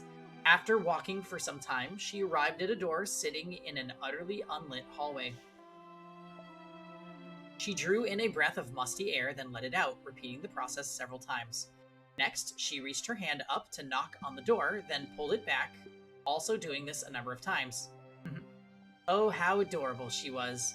I wanted nothing more than to give her a little nudge. After all, she was too sweet a girl for her worries to be anything but misplaced. So, that's weird. The maid is talking as if she was observing this, which means she's in the house.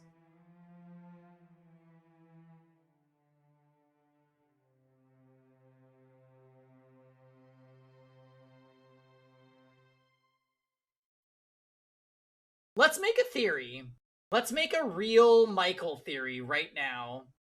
Anything that dies due to his curse is reincarnated infinitely, but always cursed to misfortune and death or something like that.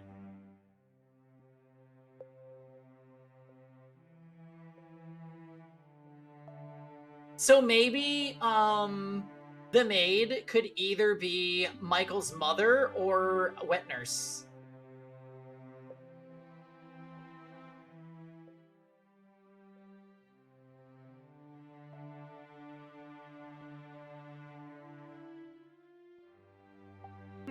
Alright, well. Just throwing ideas out there. I just can't find the courage. Maybe I should come back another day. But what's the point of waiting? I need to apologize and get the weight off his back now. She gathered her courage once more, this time determined she would do it. The white-haired girl moved her small fist toward the door, which then swung open. I'm sorry. Please, you must announce your presence. I almost walked right into you. Are you in that much of a hurry or a mishap? I'm sorry. And I believe I told you to stay away from my chambers. you did, so I spent a long time debating whether I would. But I decided I really wanted to tell you this. Oh, well, actually, I am truly sorry. What? The other day, I could barely manage to get the words in my head all the way to my mouth. There was no room in my mind for anything else. I shoved my own thoughts and feelings into your face, not considering that might not be what you wanted. Just running nonstop, not thinking at all. I was terribly disrespectful to you, completely selfish. You're a kind-hearted man. I truly believe that. But you were only being courteous because you're a nice man. I'm sure you have little interest in the affections of a queer little girl. So,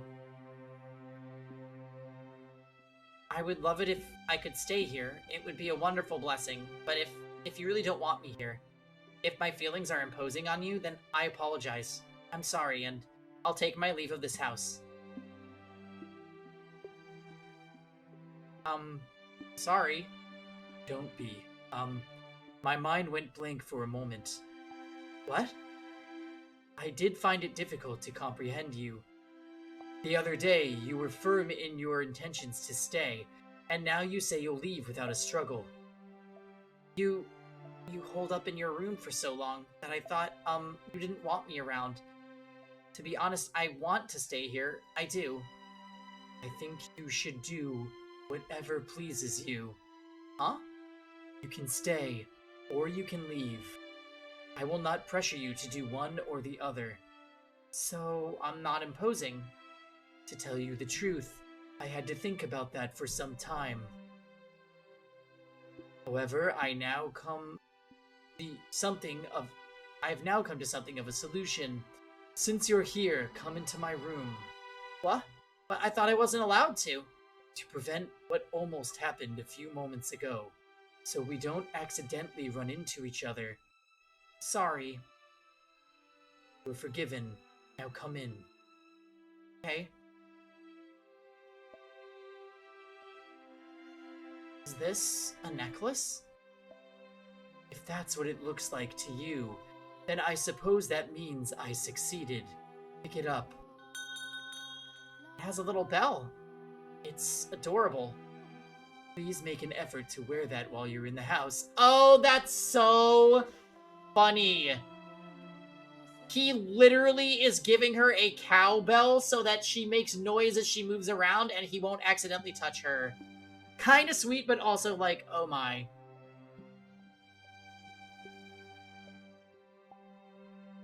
I would be triggered if I had to wear a bell that would ring and chime everywhere I went.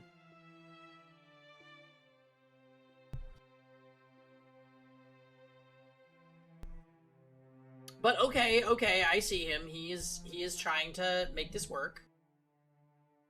She's just like a cow now. I miss it. Oh, cool, okay. Got it. Okay. Because it's so dark, there will always exist the risk that we might accidentally bump into one another. So I tried to come up with a way to reduce that risk. Does that mean you didn't leave your room because you were working on this? That's right. What other reason would I have? I think most people would assume it's because they had put you in a bad mood or that you didn't want to see them. I have little sense of how most people see the world. Sorry. I appreciate it though. I'm really glad to know that you put so much thought into a life together with me. It would be difficult not to, after the other day. I'm so happy right now. I can't think of any better word to describe it. I couldn't be happier. You're being dramatic. To tell you the truth, I feel a little bad about it. Why? It seems rather impertinent to affix a bell to someone. You're not livestock. You're a person. They're cute together. Refreshing change after Jacobo's whole deal. Yeah. Definitely.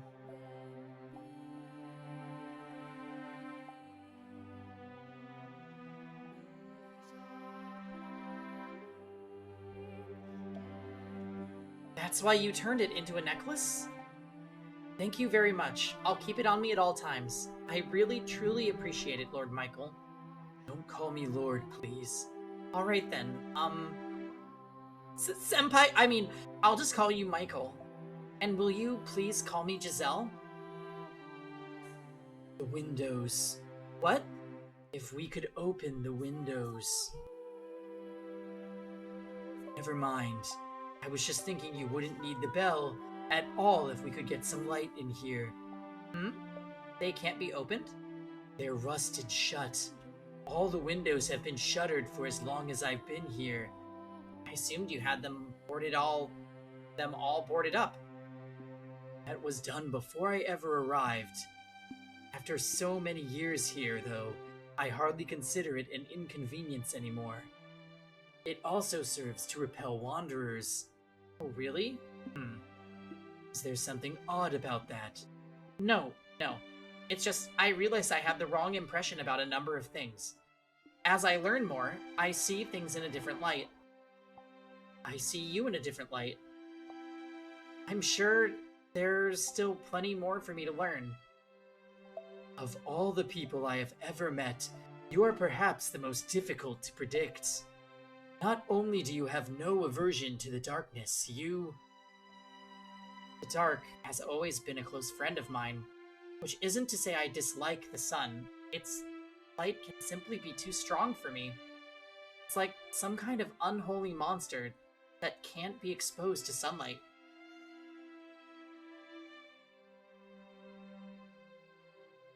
You are anything but unholy. My name would suit you much better than me. That's an interesting comment.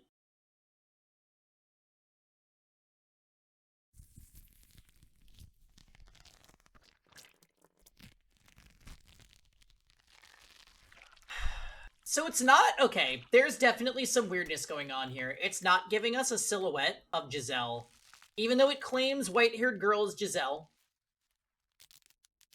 it is not giving her, like, a portrait when she's speaking, which it has never done before for white-haired girl. It's making me think that the game could be gaslighting us. Very, very possibly gaslighting us. Oh, I see Kevin has returned. There's like an unsettling noise going on. I'm gonna leave you guys with the unsettling noise and be right back. There was a weird screen effect a second ago. I saw that. Yeah, I didn't know if that was the game or if that was like my computer. Might be the latter. Anyways, BRB.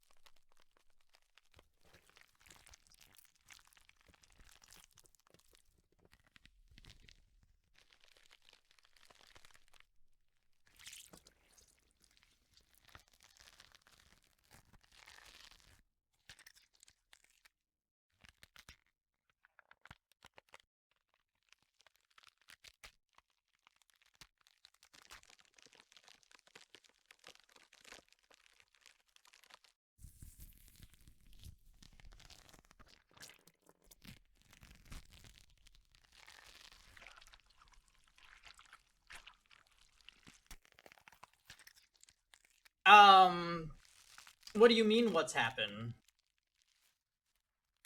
Hey, Mars. I think we're about to find out.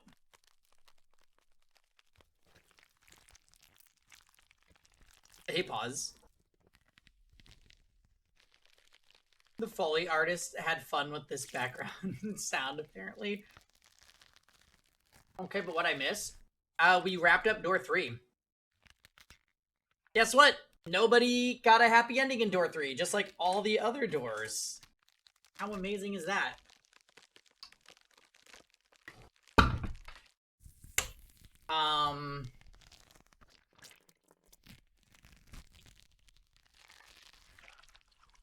Now we're getting, this is like the lore. This is lore door 4. All of that rhymes. White hair girl turned out fine. Yeah, she just got separated from a guy that she was hopelessly in love with. You had a happy ending for door 3, but Maria died. I wanted Maria to just stage a takeover. That would have been ideal. Oh, God, Barry. Careful, if you say that word too many times, you're gonna summon Etir. That day, when I first saw Giselle, I was wary of her. Apprehensive. I didn't want her anywhere near me. But as my doubts about her faded, I began feeling something very different. As though the lump in my heart had been melted away, I began to yearn for her to be at my side. Wait a minute. Wait a minute. Wait a minute. This is from the perspective of Michael. And I was reading it in maid voice.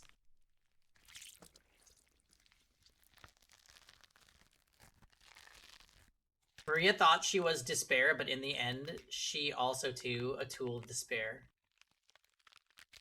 I was thinking those were Michael's thoughts, given the tone content.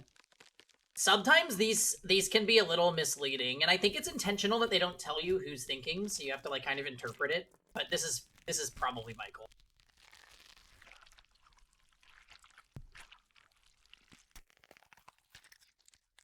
Knowing full well it couldn't possibly last. So what's with this background noise?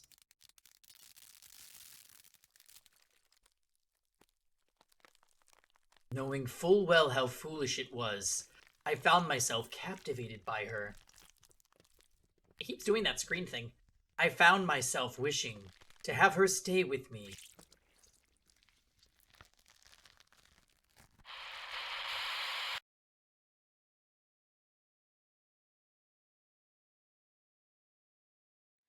Okay, so that was a part of the game.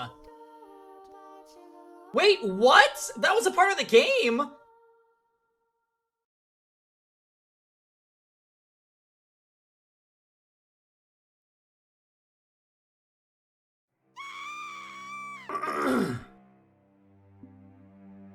So, well, it was doing this weird, like, graphical thing? Like, effect that looked glitchy and bad, and I'm like, oh, it's no biggie. The game is just, like, fucking freaking out on my computer. But it wasn't. It was intended.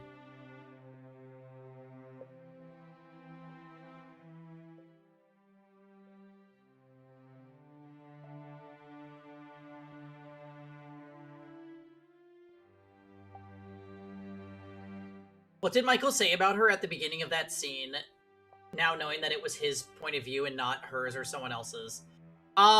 He said, when I first saw her, I was apprehensive. He didn't want to get close to her because he knew that he would end up killing her. Like everybody else he's ever cared about.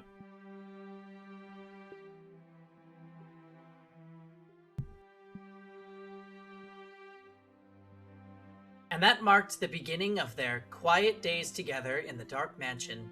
They acknowledged and accepted each other's presence, no longer isolating themselves, but actively, regularly conversing. I think there was something.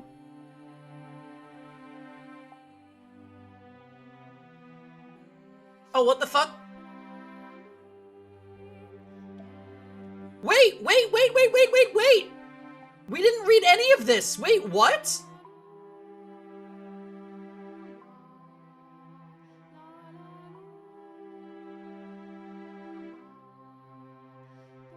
Whoa!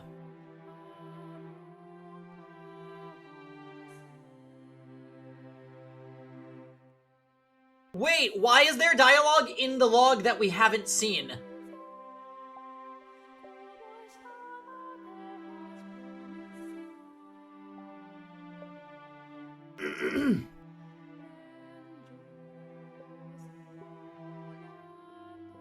I'm sure there's still plenty more for me to learn.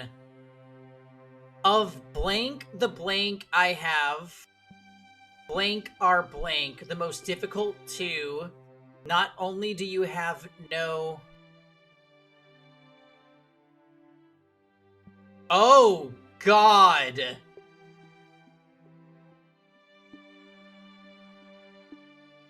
The blank has always been a blank blank of blank. Which isn't to say I blank the blank. Its blank can simply be a bit too blank for us. Blank. I'm like some kind of blank blank that can't be blanked to blank. You are blank, but blank. Blank blank would suit blank. Much better than me would suit you. Wait!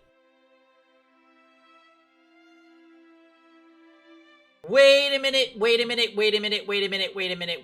Why does it look like this on the... He did say this.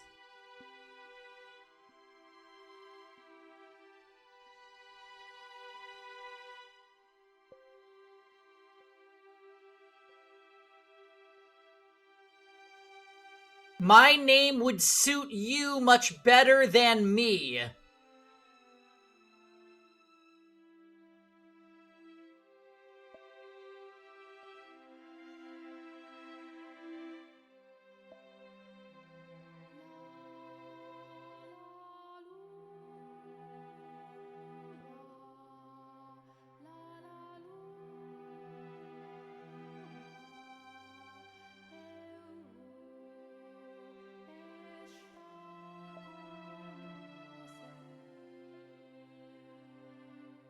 And then what is this? Ahahaha, what a beautiful story.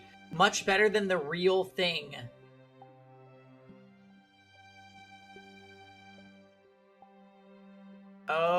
Okay.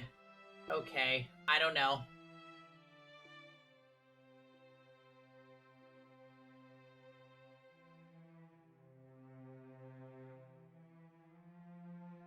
Of all the people I have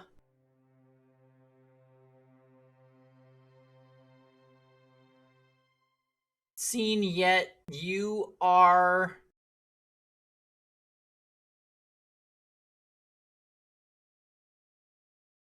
something the most difficult to predict. Not only do you have no reaction,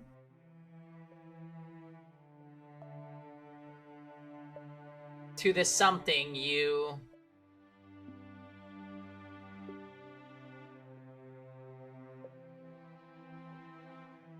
So this is so weird. So does that mean all these words that he spoke were not what he really said, and they're replaced with something else that are the same number of letters?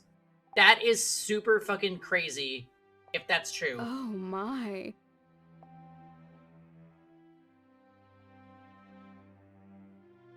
And why is this text red? Like, who's saying that? Is it the maid?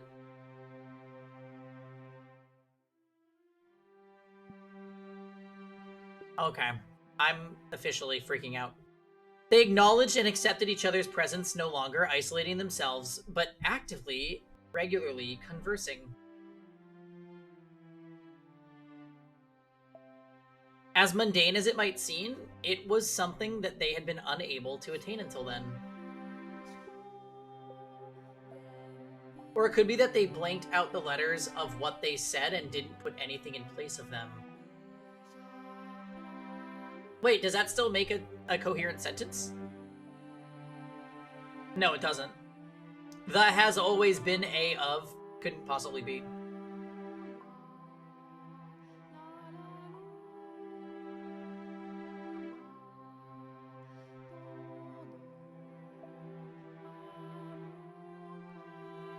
They deleted the bad parts. I'm assuming they deleted the parts that were not true? But these are really random words. You and me are two of the censored words. But then there's other censored words too that are like...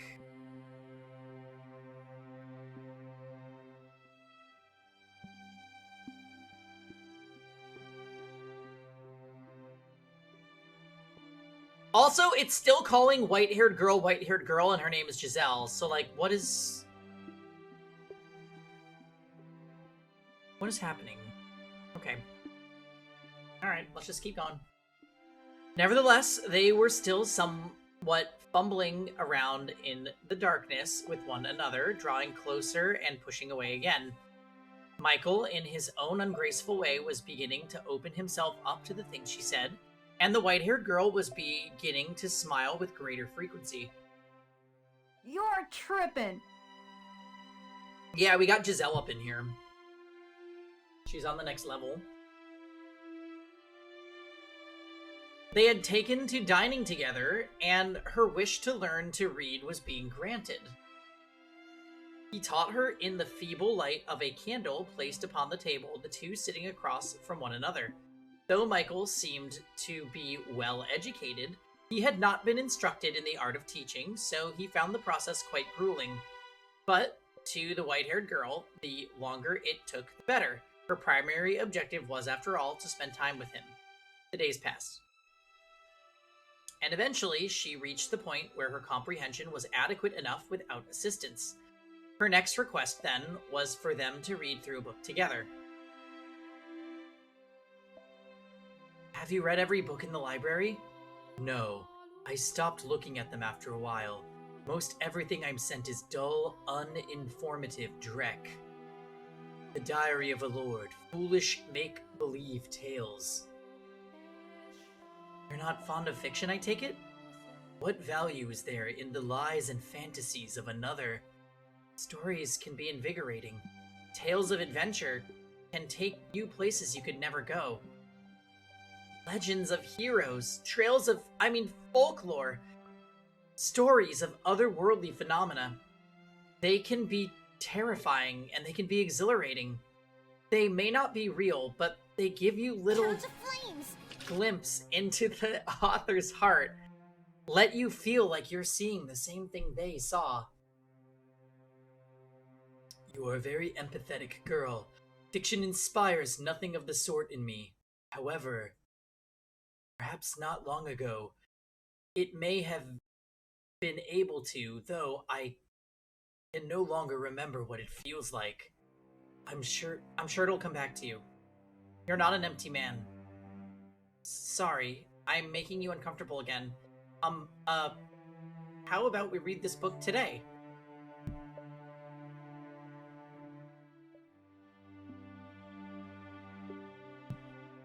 It appears to be a collection of legends.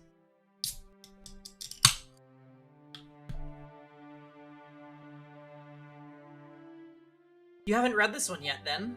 That's good to hear.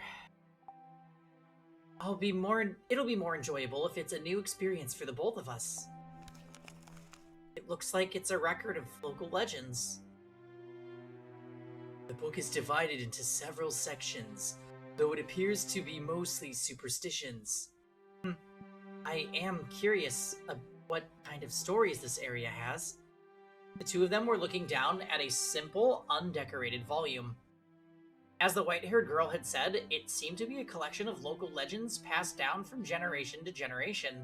They sat across from one another at the table, her turning the pages, and Michael simply watching so as to not brush against her. Eventually, their eyes were drawn to a particular word on one of the pages, bringing her hands to a stop. The witch. That chapter detailed the story of a witch, or more precisely said, witch's curse. The story went something like this. Oh boy. That. Oh, hey, Tux. Not me spilling my drink as I go to take it.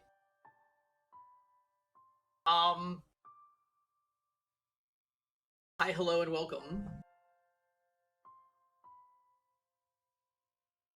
Were you watching Casey today, Tux? She was watching some kind of cringe show that I couldn't stay for. Although I guess that's not descriptive enough, because she watches a lot of weird shit.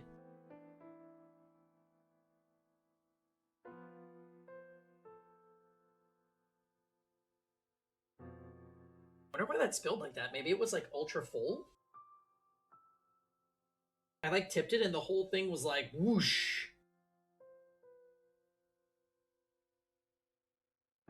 You had things to do? Oh, did we have an eventful Sunday, Texas Pizza? I had the most standard Sunday, and that's how I love. I personally enjoy my We're way routine. behind schedule. Yeah.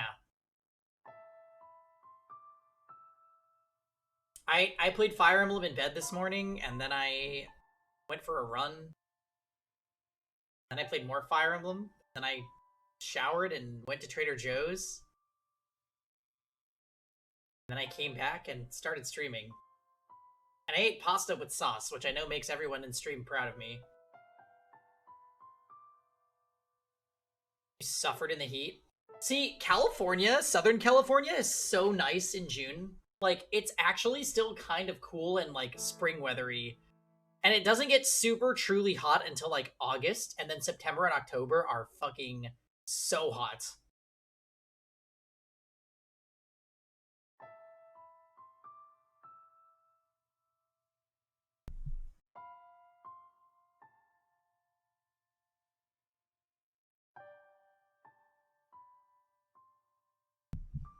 This is unusual.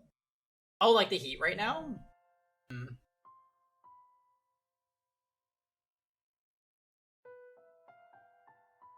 Does it go up to 78 instead of 76? I think today was like a consistent like 70. I'm just gonna ignore you being pompous. But no, September and October are like 90 degrees to 100 and just super fucking unbearable.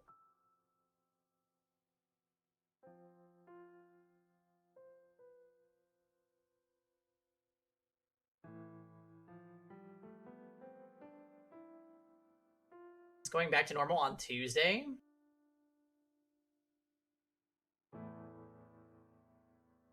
Well, sorry, Texapanini. What is going on in chat right now? I like, oh, it's playing the title music, well, for this part of the game. That's interesting. There once was a witch skilled in the dark arts. She lived a meager but peaceful life outside the other villagers. But then a long, long drought struck the village, which the people blamed on the witch. She was sentenced to death, and as the fire blazed around her, smoke rose high into the air. The smoke soon became rain clouds, blessing the village with an end to the drought. The crops were revitalized, and the villagers fancied themselves heroes. However, the rain also brought madness upon the people. Or was it purple? Though the earth below them was lush and fertile, the villagers were losing their minds, and they eventually began to take each other's lives. The witch still lived on, in the form of a curse. And many fell victim to the witch's curse, though it did not only take... It also fulfilled people's desires. The Purple Rain? Yeah, I knew you would like that reference, Rosen.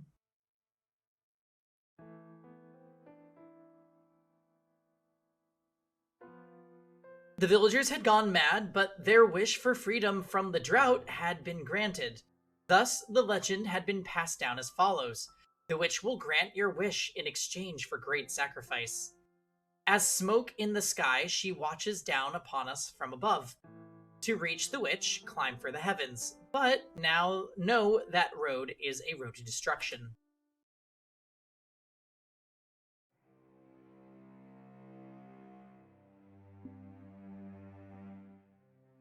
People still believe the witch's legend even now, I suppose.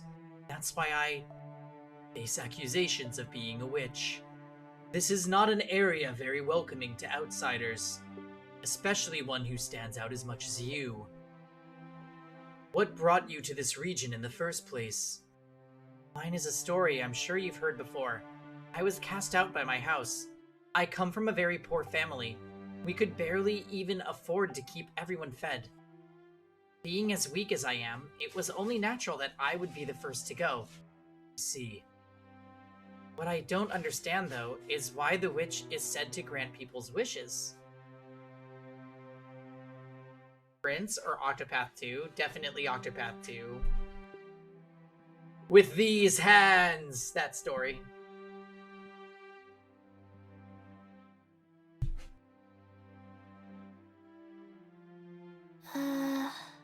Who? You didn't play Octopath 2, did you, Tux? Octopath 2 is a very, very solid cast of characters. Oh, you didn't finish it. Okay, so you did play a bit. See, I remember, I think we discussed Throne, maybe. Oh, and, what was his name?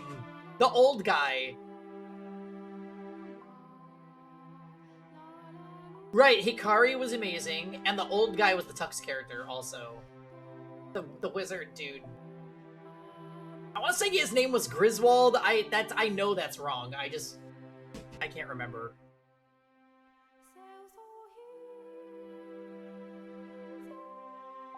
Anyway. Octopath 2 was a good-ass game. Ulberic was Octopath 1, yeah. He was the warrior. A bajillion years ago, in 2017.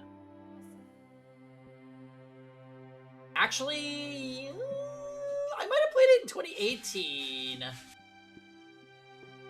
Pang Pong, that's me. Yeah. Can't believe we're still here doing the same thing.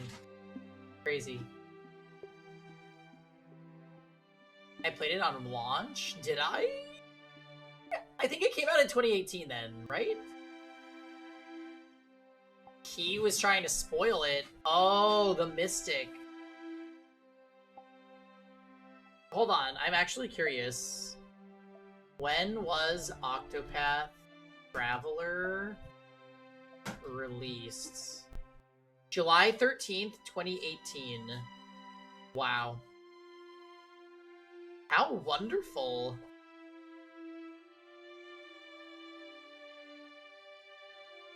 Also, apparently it's on PS4 and PS5 right now, which is amazing because I would love to play that game with trophies.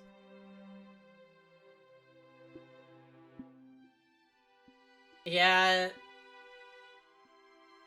Trophies are this fun thing that, like, I want to do, but I haven't actually done it in any game.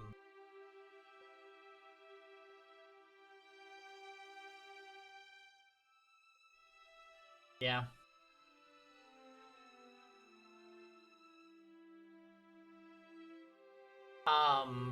I did actually start doing trophies in SMT Nocturne, if that counts. I don't really think it does. But,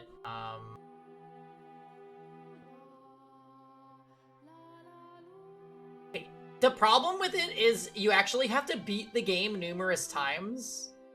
And it takes about, like, 50 hours to get through the game on hard. So, like,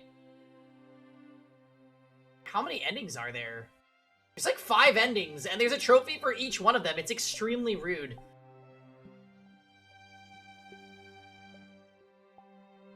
I got distracted by Fire Emblem Fates, though, so I'm not, like, religiously playing Nocturne right now. I'm playing Fire Emblem Fates, because it's fun. And it's been so long It's actually been a bajillion years since I played Fates, so I needed this in my life.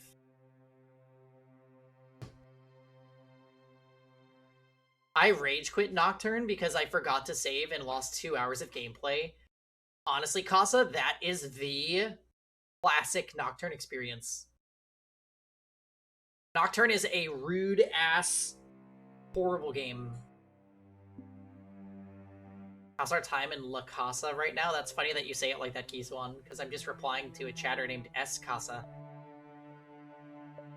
Our time in the mansion is good. We are in a door with a lot of lore. Like, lore relevant to the overarching plot of the game, so I'm trying to pay close attention.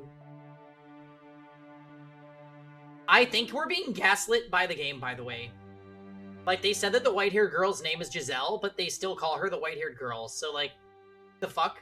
Does that... And they won't show us the silhouette. I'm sorry. They've only showed us a silhouette. They won't show us the actual picture. So I'm thinking that white-haired girl is not actually Giselle. Do you hear that?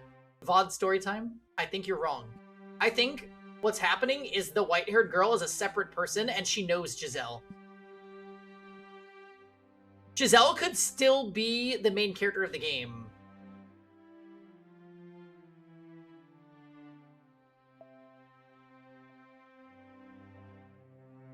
But white-haired girl is not. Yeah, everybody say hi to VOD story time.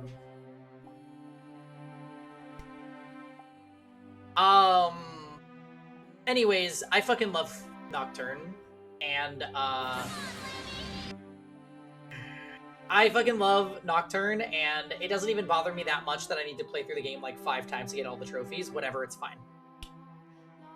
One of the trophies is for beating the game on normal, so I think I'm gonna get to the final boss on hard, and then turn the difficulty down from hard to normal just for the final boss and see if it gives it to me. It should. As far as I'm aware, it should, so it'll be fine. And you do need to find Conquest Tux. It's a fun game. Hi, Storytime. Thanks for the Archeron supports. Which character is that?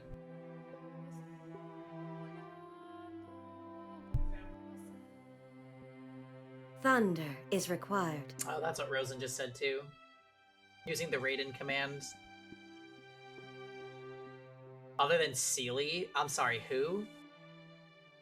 You would think that it would give it to you on hard since it's higher than normal. I'm saying Prophet, but it says there, beat game on normal, and I'm like, I'm not playing normal, that's boring.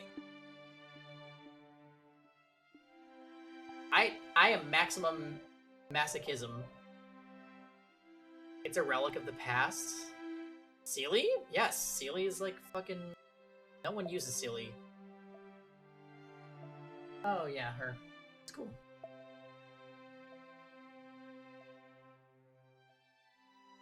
Nocturne? No! Nocturne's great. Normalize easy games? Wait a minute. Kites, what are you talking about? Also, happy Sunday.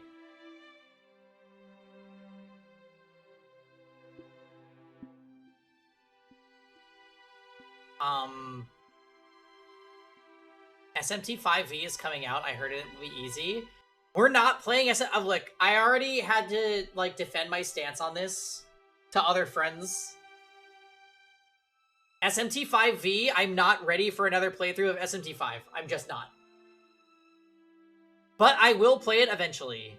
But it's not coming up anytime soon.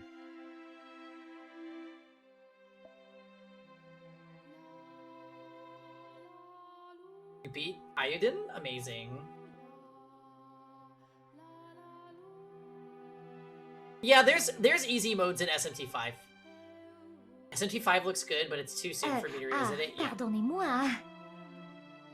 Yeah, I am not re-going SMT5. That is a very big undertaking, and I just don't... I'm not there right now. I am, however, looking forward to seeing how the game runs on the PS5 instead of the Switch, because the Switch really did not run it well.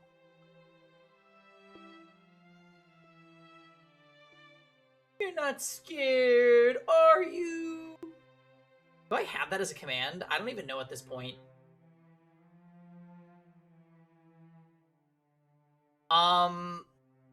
It's probably there somewhere. I don't know. You're not scared, are you? Alright, well, Rosen knew. You're not scared, are you?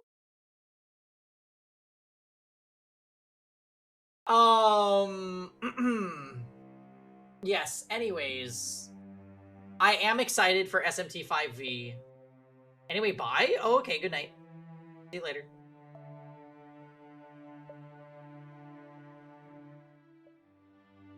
I would so love if they ported the SMT... Like, honestly, if you're gonna take away 3DS online store, and it's so fucking hard to stream off a 3DS, just, like, port the 3DS library onto Switch. I don't even care if, like, you charge for the games again. I would rebuy most of those games.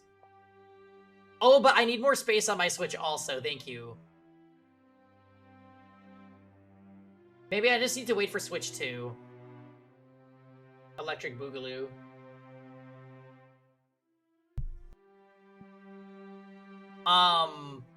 But yeah, no, SMT5V is not happening on the channel for a long time. Like, I think this year, we're trying to do... We're gonna get to Iodine for sure this year. Cold Steel 3 for sure this year. Ooh. Yay! And probably... Refantasio, Metaphor Refantasio, I'm probably gonna do. So, I don't know where that's gonna take us in terms of, like, the end of the year. Earthbound? What is SMT5V? So it's like a...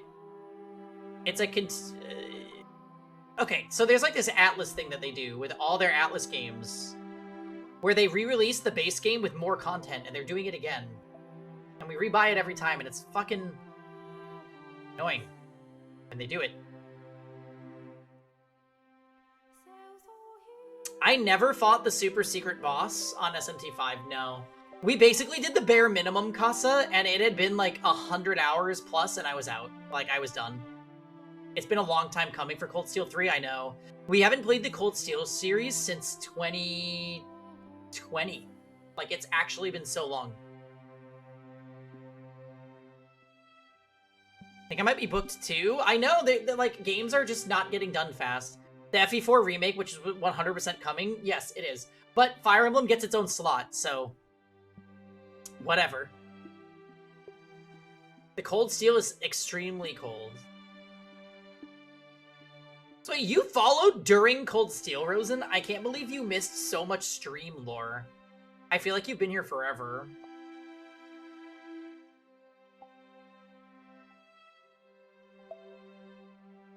Yeah, Barry, you honestly are right for not buying SMT5, because now it's out on a console that runs it better with more shit in it.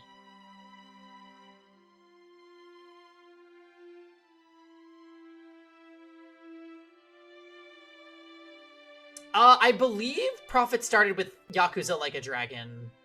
I thought SMT would be safe from the Persona re-release curse. No.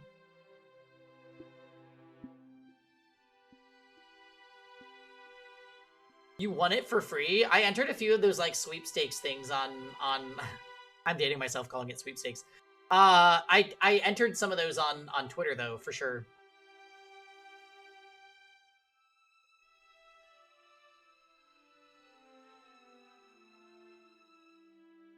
You played a little bit of 7 and then started from the beginning?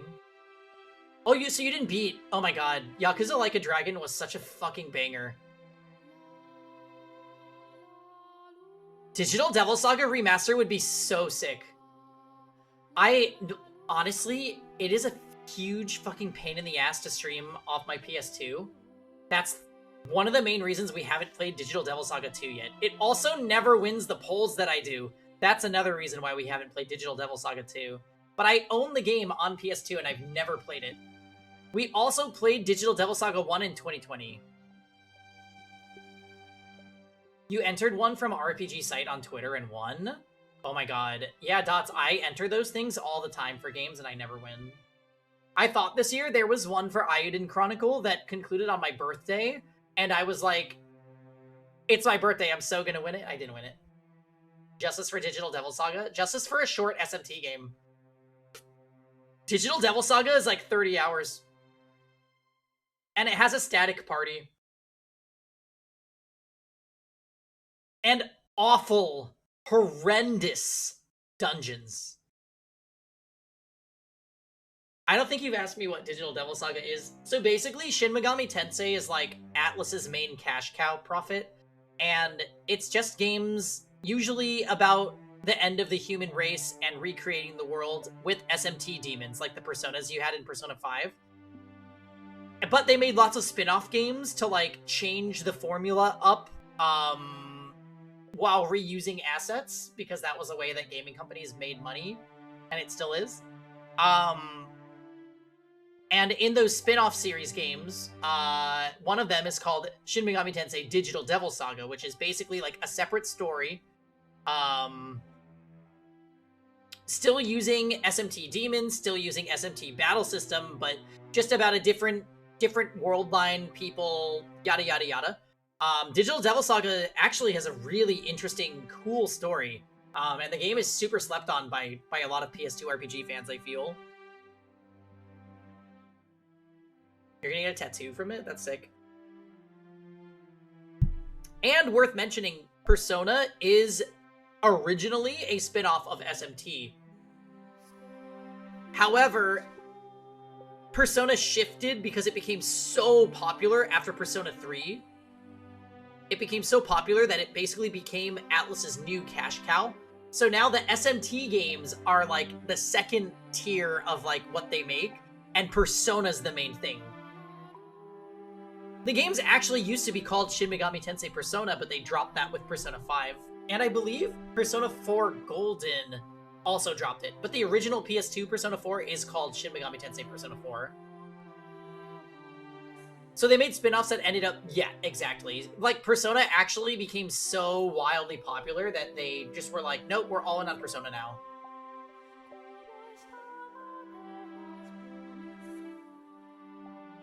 Right, so in Japan, is it still Shin Megami Tensei Persona 5? That would be interesting. Strange Journey. I would love to play... Wait, Strange Journey's on DS, right? It's on the list, I think. There's a lot of cool DS Shin Megami Tensei games. One of them is a tactics game, too, so I'm, like, all in on that. America was the ones to call it Shin Megami Tensei Persona. Wait, really? That's odd.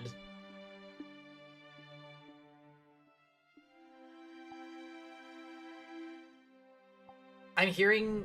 Oh, hearing SMT get explicitly criticized for not being Persona, but it was never Persona.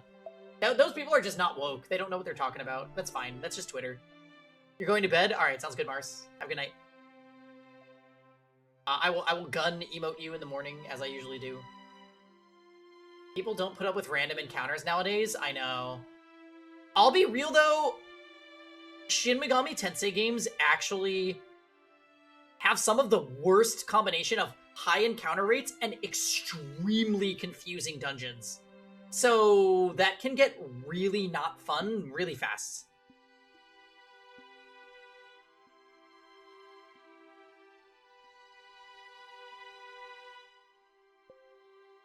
Oh, Nocturne?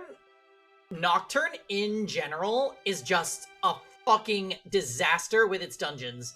And the game has a decently high encounter rate.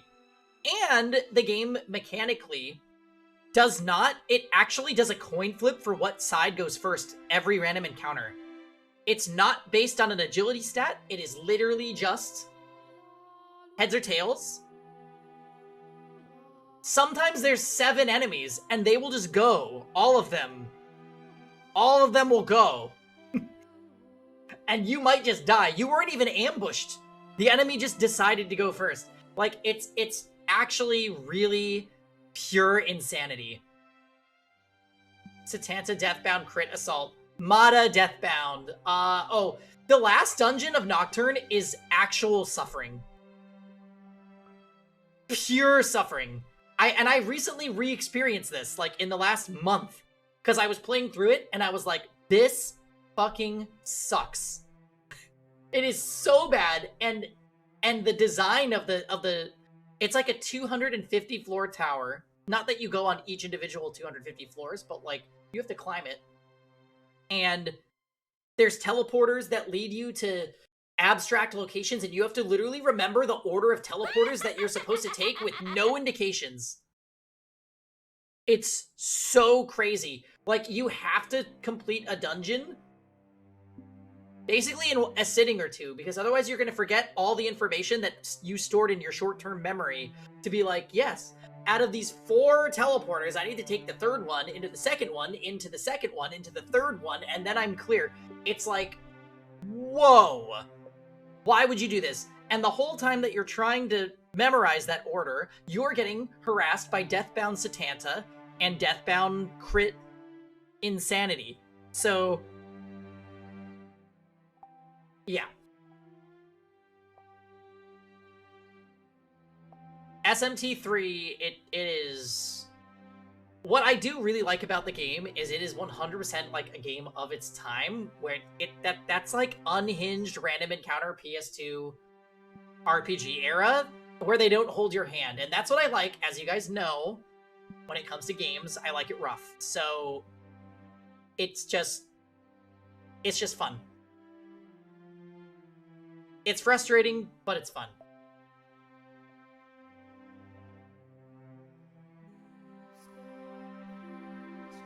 I'm the crazy person that finished Etrian Odyssey 1 without using GameFAQs for dungeons. I heard Etrian Odyssey 1 is also a nightmare. Basically for all the same reasons that I just explained. And then the fusion not inheriting what you want.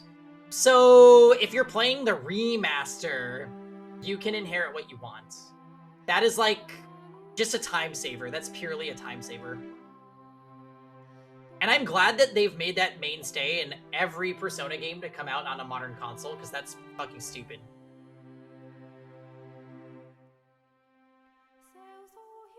Yeah, I mean, everything that I'm talking about in regards to Nocturne, like, Nocturne is one of the games that I have the most understanding about. I find the game fun, even though it's an extremely rude, sometimes awful experience.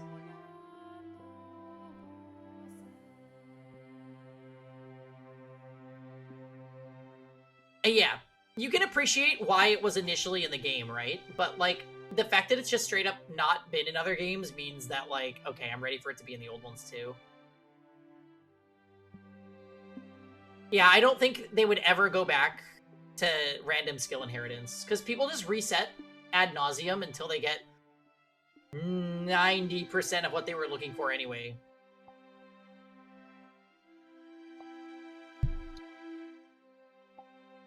Anyway, to all of you out there that are going to play SMT Nocturne,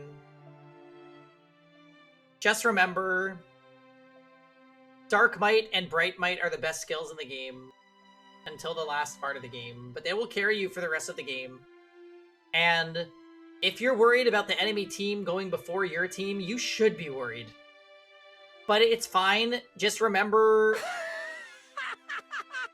Just remember what enemy affinities they attack you with and try to put things in your party that will take away press turns. That's the meta. That's my meta when I'm playing. And also live, laugh, love. Thank you. Okay, that was like a 20-minute tangent.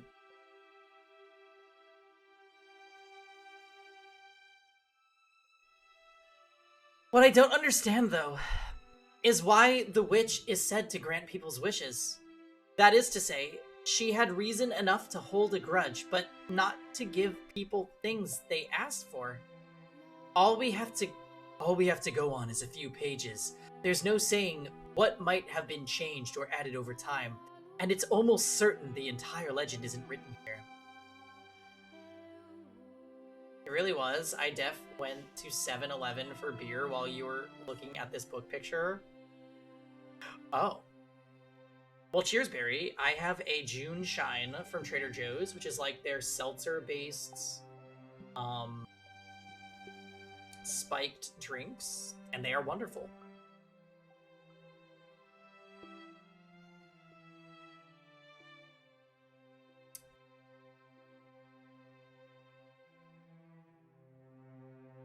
Oh, good. We're fitting in a Trader Joe's ad. Always Jam. It's just how I work. You know.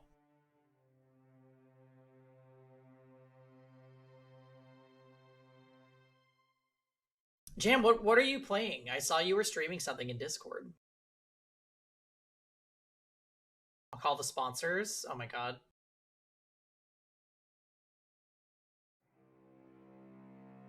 There was someone that said they reached out to Trader Joe's for me for a sponsorship, but that person was a compulsive liar, so I don't know if they actually did it. You were playing solo leveling Arise? Oh. Wait, I think Kevin plays that. Kevin! Do you play solo leveling Arise? Okay. Well, so does Jam. Oh. He needs a husbando. Oh, But well. they're only giving him movie. That sounds like Jam, yeah. Sorry, Jim, but that's your life. Yeah. Jam's like a potted plant. Waiting to be watered. Someone being immediately described as a compulsive liar is chaotic. Well... Jam, you need to be watered. Yeah, Jam. You're thirsty. Yeah, because you're thirsting. You're like, oh. Now I get it. Oh. Okay. Whoop. Moving on. Metaphors! I'm going too far. Okay. That said, if we are to accept everything as written, you can infer what the witch's reason might have been. That is, if you truly want it that much, you can have it, but I'll make certain your suffering outweighs it. Despair that comes after a moment of happiness is far more agonizing than despair alone. I presume that is why the witch decided to grant people's wishes. That is one way to look at it. May I ask you one thing? Go on. When I first arrived here, you told me that a cursed witch used to live in this mansion.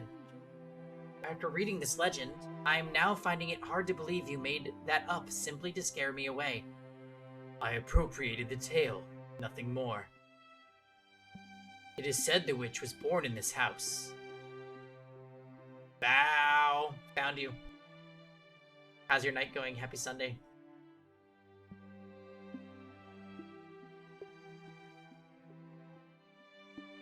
Put it away, Kevin. Whatever. What? Coming home from B-Day party? Whose birthday? Not your birthday, right? My night is going very well. I basically had like a cookie cutter Sunday, so like there was just all the parts that are normally in my Sunday happened today. So there was like bed, coffee, Fire Emblem, exercise, shower, food, stream for a long ass time. What more can I ask for? Yeah, we love cookies. So if it's like, if Sunday, instead of Potato Sunday, it's Cookie Sunday, well, great. And now I'm sitting here, like, sipping June Shine from Trader Joe's and, tangenting about video games. Potato cookies? I'm not gonna tell you I wouldn't try one. I'm not. Because I might. Honestly.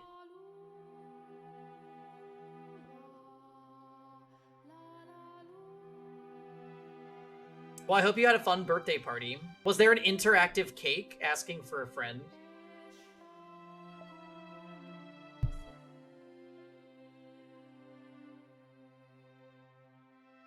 Quite the place my family found for me. But it was a clever decision putting me here, I think. Not many people are likely to come near a house with such a pedigree. But... no, never mind. That makes sense. I suspect I know what she was going to say then. If the witch is said to grant wishes from the witch! English. Then wouldn't that also attract people who so desperately want something? You didn't ask what the interactive cake was? Honestly, Prophet, we never really got like a straight answer from Tux. He just said that there were sprinkles in the middle of the cake. I don't know how that makes it interactive, but... Which witch's wishes? Witch's wishes is a really freaking awkward thing to say. I'm just gonna throw that out there. It's in the same tier as body tea. Ugh. That sounds like a Tux thing to do. Yeah, withhold information, yes. There's a place out here, Jam, called Witch Witch. And I think it's like a sandwich shop or something. I remember it being good, but I haven't had it in 10 years, so maybe it wasn't good.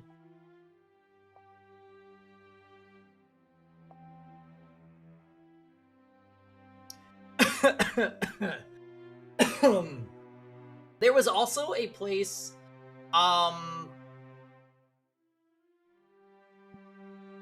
there was another place, that does, like, custom sandwiches that I hadn't been to in a really long time that I tried again on Friday, called Togo's. And you know what? I got a mini sandwich and a half salad, and it was kind of good. I would go back.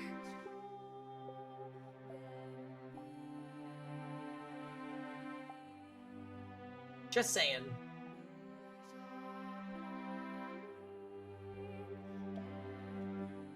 It's slightly better than Subway. And I'm also kind of like a Subway apologist. Like, I can do Subway sometimes.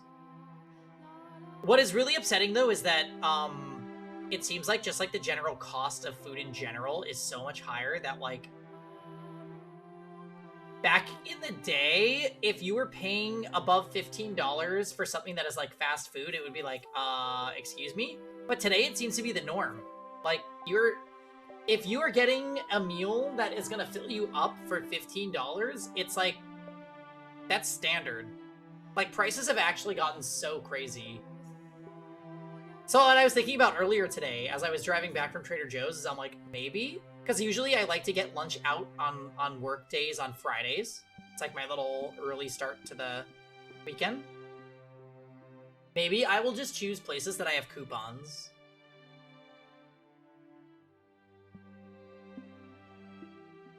Yeah, it's actually wild, Prophet. Like, it just... Getting lunch for under $10 basically doesn't exist. And that's pretty sad. Even just, like, my coffees, like, my medium Dunkin' coffee is $4 now, over $4, and Starbucks, if I go to Starbucks, it's, like, above $5. How could this happen?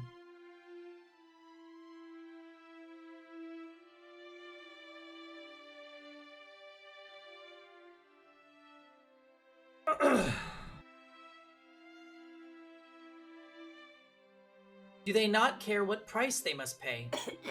And perhaps she was correct. Meanwhile, the wages, I know.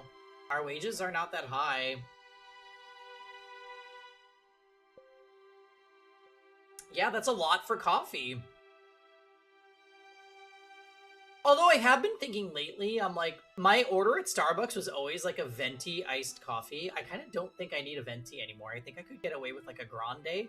But the problem is, that only saves me like 50 cents or something. Like, it's kind of like a marginal difference.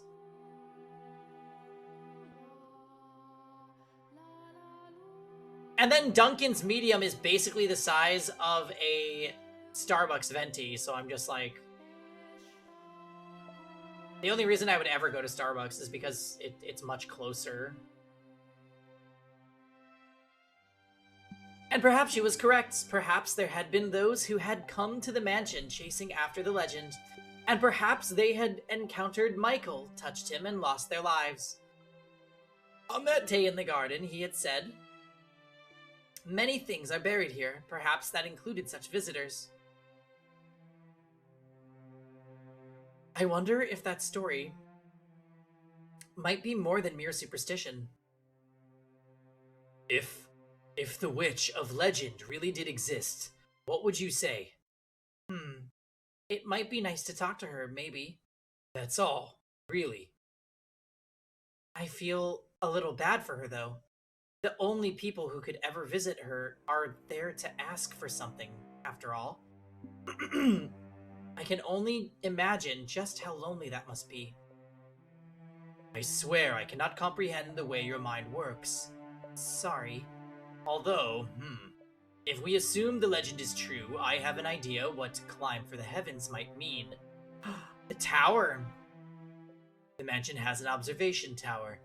Or, I suppose, what used to be an observation tower. At any rate, it is quite a tall structure. This is the house where the witch was supposedly born. A tower reaching for the heavens seems like the perfect place to find her, if she really is here. Oh yes, I remember seeing a rather tall structure as I first approached the mansion. Would you like to see it? Of course. Please, lead the way. Isn't it safer if she leads the way? The two of them left the library and made their way to the room with a stained glass window. At the far end of that room were the stairs to the observation tower. The tale of the witch had piqued the white-haired girl's interest, inspiring her to put herself forward to satisfy that curiosity. She had, after all, been accused of being a witch herself, so she undoubtedly felt an affinity to the legend. What a sweet girl she was.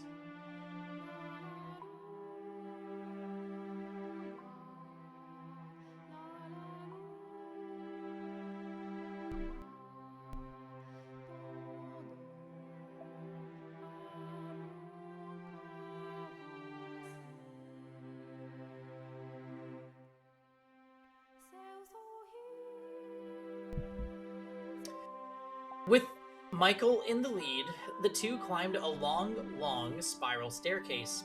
There were many more stairs than the white-haired girl had anticipated, and she soon found herself short of breath.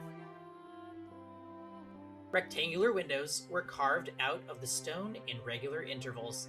Peering through one of them, she could see a village in the distance. A pleasantly cool, high-altitude breeze brushed across her face.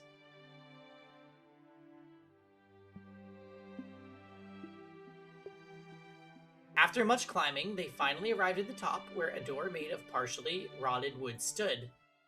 Michael pulled the door open.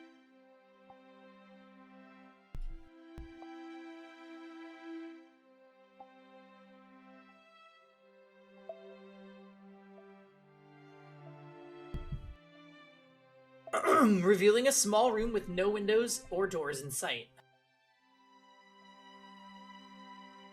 This is the top of the tower? Despite it being called an observation tower, you could hardly observe anything from here. Her face contorted in confusion, the white-haired girl threw her gaze about the room. Glancing up, she saw only a darkened ceiling, and slightly below it, a single small window through which shone a single ray of light. The beam cleaved through the darkness like the sharpened blade of a beautiful sword. The darkness draped over the rest of the room only served to make more impressive that solitary ray of light. It had a magical fairy tale quality to it. As if being pulled in by it, she drew toward the light. I suspect there was once a large window in this room. If you look closely, you can see seams in the stone of the wall. The color of the stone differs slightly on either side of the seams. I presume something caused them to seal off the window after it was built. Though I don't know what that something might be.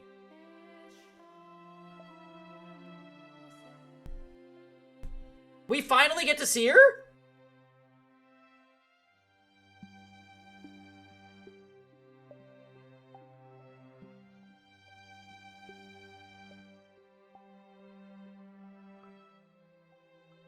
Okay, so wait.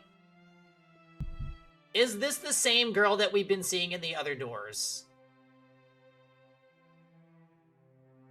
I think it is.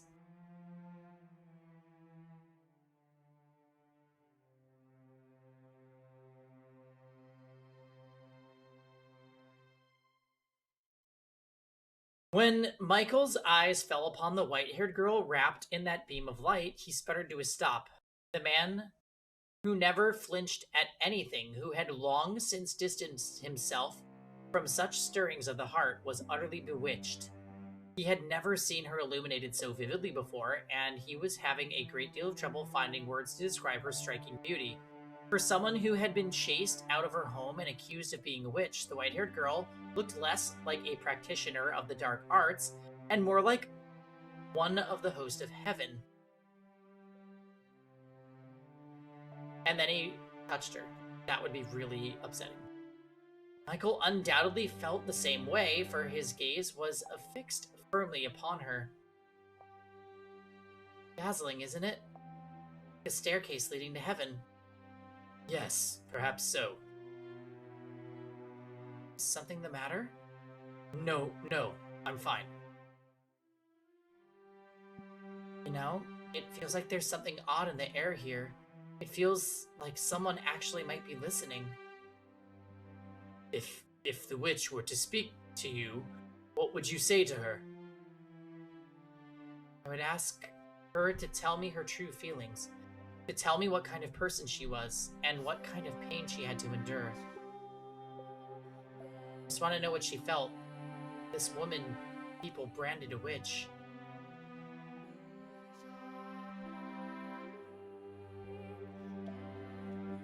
You know, it is sounding more and more like the witch is the maid.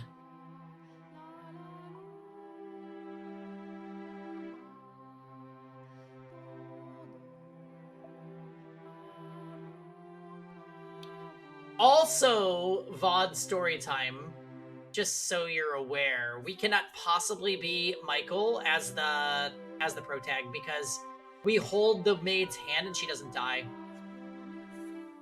Which means the protag has to be someone else. I have this sneaking suspicion. That the white-haired girl and Giselle are not the same person. And that there's like a twin sister. Not that we've seen that in any other video game. Allow me to cut through those words. That's just how I'm feeling. The legend was written from a neutral perspective. It's possible she was a fearsome witch. It's also possible she wasn't. I get the feeling she was just persecuted, like me. Like me and you. Unlike you, I truly am impure. Disagree all you want, but my touch kills. I'm a strange, incomprehensible, irrational creature. Or maybe I'm not even a living being. And that's why when I touch something that is, I bring them death.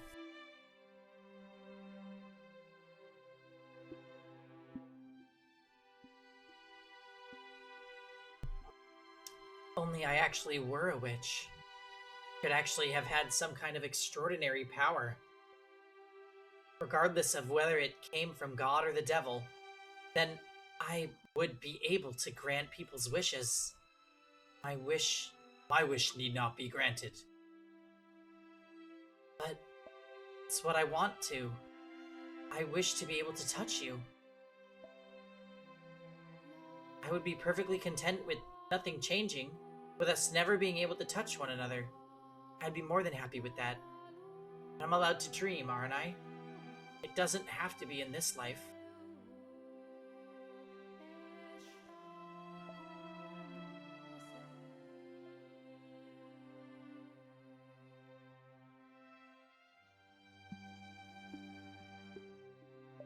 It doesn't have to be in this life, huh? In this game. With reincarnation.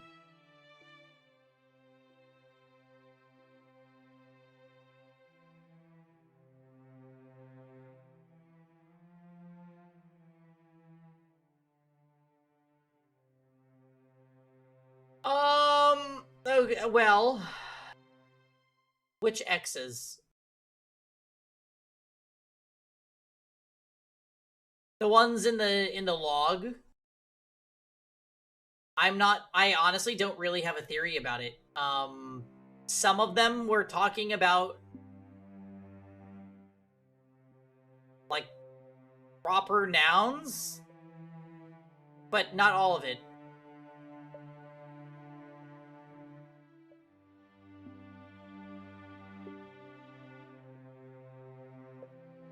So I don't know.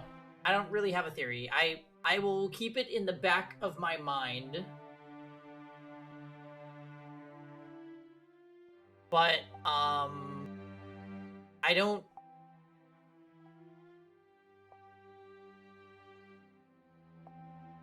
really have any ideas. It was very strange. And then the red texts. I don't think... Oh my fucking god.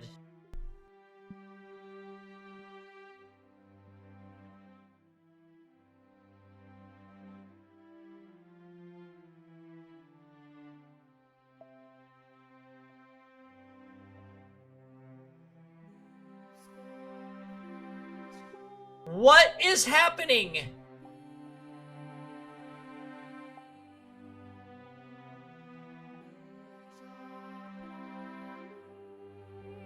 Oh! Oh!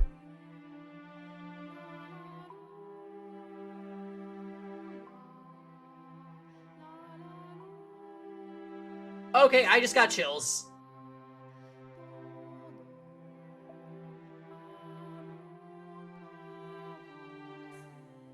As a bit of an aside, I'd like to share with you a little fact of life, my dear. Humans have a far greater capacity to hurt, betray, and forsake others than they do to love, trust, and protect them. Oops, someone messed up the... No, that is not... And that's precisely what the majority of people do. Yes, I believe you know good and well that no matter how much you may trust someone, they're still going to abandon you in the end. My dear friend, the two of us have much more in common with each other than anyone else. We both suffered at others' hands, and we both deserve to have our vengeance.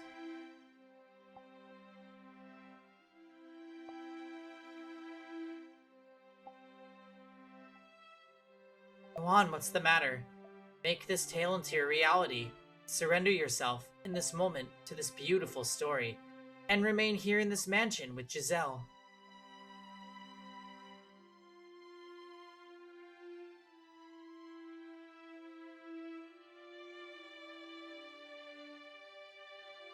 Who are you? Well, that's a surprise. You actually have a conscious mind? And are you aware of who you are? You know nothing. Who are you? Someone you once spent a great deal of time with. I must say I'm impressed you made it back here, my dear. Your soul was ground into dust. It will all come back to you eventually, and then I'll be there with you again, my dear, whispering into your ear for centuries to come, and this time I will not fail. I'll mold your soul into the same shape as mine. What a wonderful little show these puppets are putting on for us, wouldn't you say?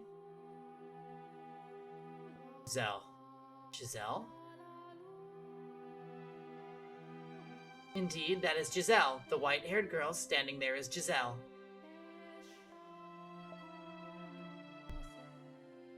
Oh my god. Okay. Okay.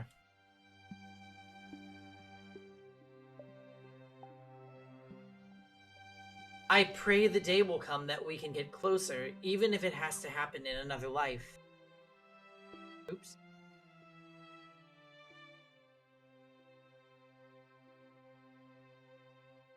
Happiness is very much a stranger to me, but am I allowed to dream too? You are. I will never touch you. I swear it.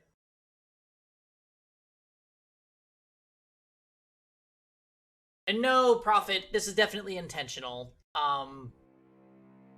The game is not assuming that the player is viewing the log between all the times, but they're hiding information. That's where I'm taking a little bit of issue with this, Rosen, is like, Dots definitely helped us. Like, he spoon-fed us a little bit to, like, check this, because this is probably very important information, or maybe this is just, like, auxiliary extra stuff, but, like, it's very interesting that the main character seems to be forming their own thoughts and speaking to, I think they're speaking to the maid, and the maid is basically like, none of this is real.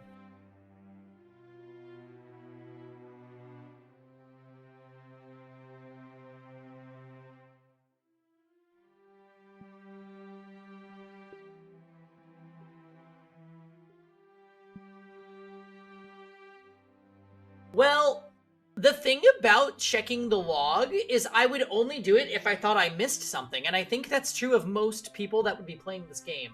Like, it's not normal to just read through dialogue and then be like, oh, wait, let me just go review all that dialogue I just read. Like, no one would do that, I don't think.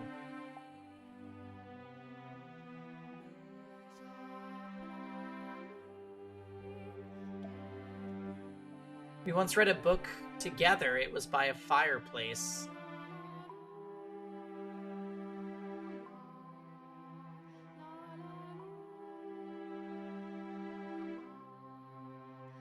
No way. But I would like to dream about it. I would like to imagine placing my hand upon your cheek.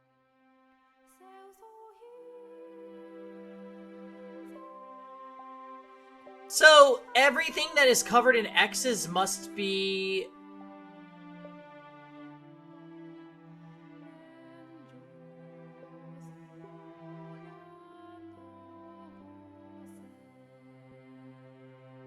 lies? I don't know. Fabricated?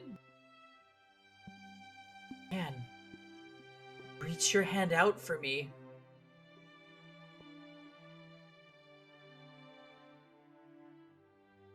You did not? Those memories are false. Books belong in the library. Why would they be by the fireplace?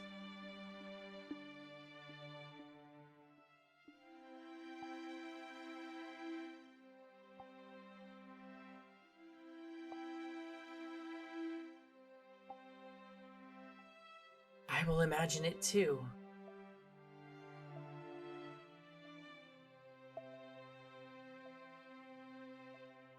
So the X's, yes, there is an X in place for every letter of every word that they are saying, but they're getting, like, censored out, which I'm sure has a deeper meaning. And the game's been doing this. It's been doing this with people's names, though. And only recently did they start doing this with partial sentences, and now full sentences. So it's like something is not right here.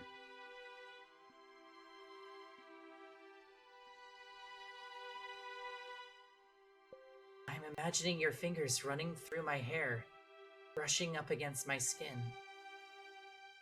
Feel your warmth. There was a wall between them, a wall they could not cross. For if they did, it would mean the white-haired girl's death. No matter how much they yearned for it, they could not touch one another. So they did so within the confines of their imagination, envisioning it in as much detail as they could manage. It was sad but sweet, a moment of pristine, untainted beauty. The two of them emanated serenity. As fitting as the word cursed might have been to the mansion as a whole, at the top of the observation tower, a pure bond was being shared.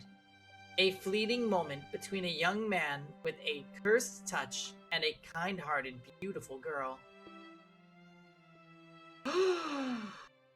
Curse them, slaughter them, revile them, inflict eternal suffering on all their souls, take revenge on the fools who laughed as we agonized.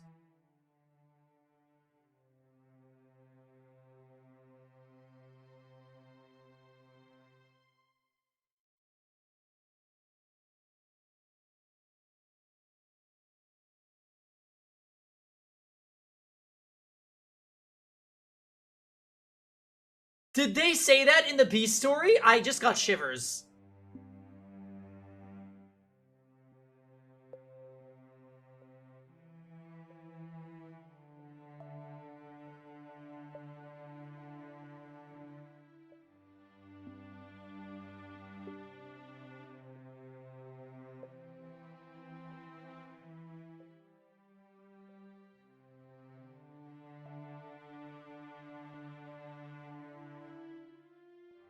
A fleeting moment between a young man with a cursed touch and a kind-hearted, beautiful girl.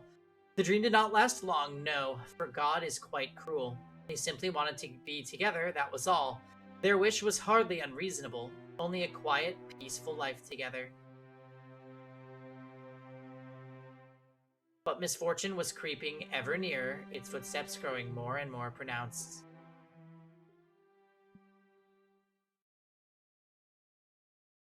Yeah, that's how this feels, Rosen.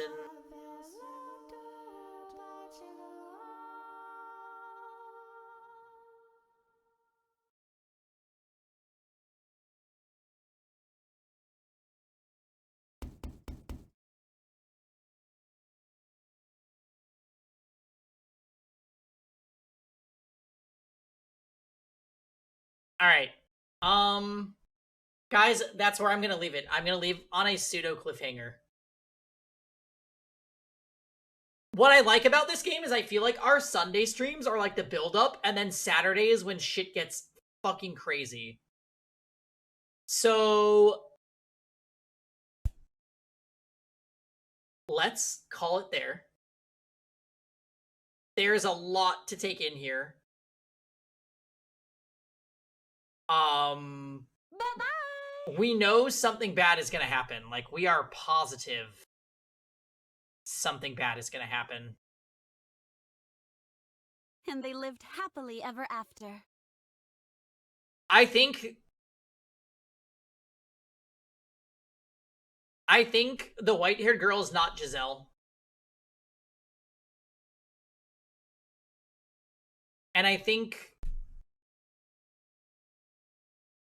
the main character could actually be Michael, but that would mean certain things about the story were a lie. And the maid is probably the witch.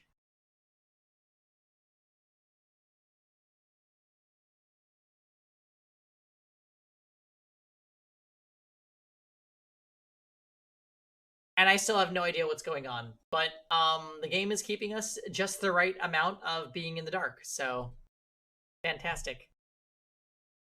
Or Pauline. Pauline is dead. Anyways, alright guys. I will catch you later. Have a good night. I'll be back tomorrow. I'll release a schedule. Be back tomorrow. I think tomorrow's Final Fantasy. Bye-bye! See you guys later.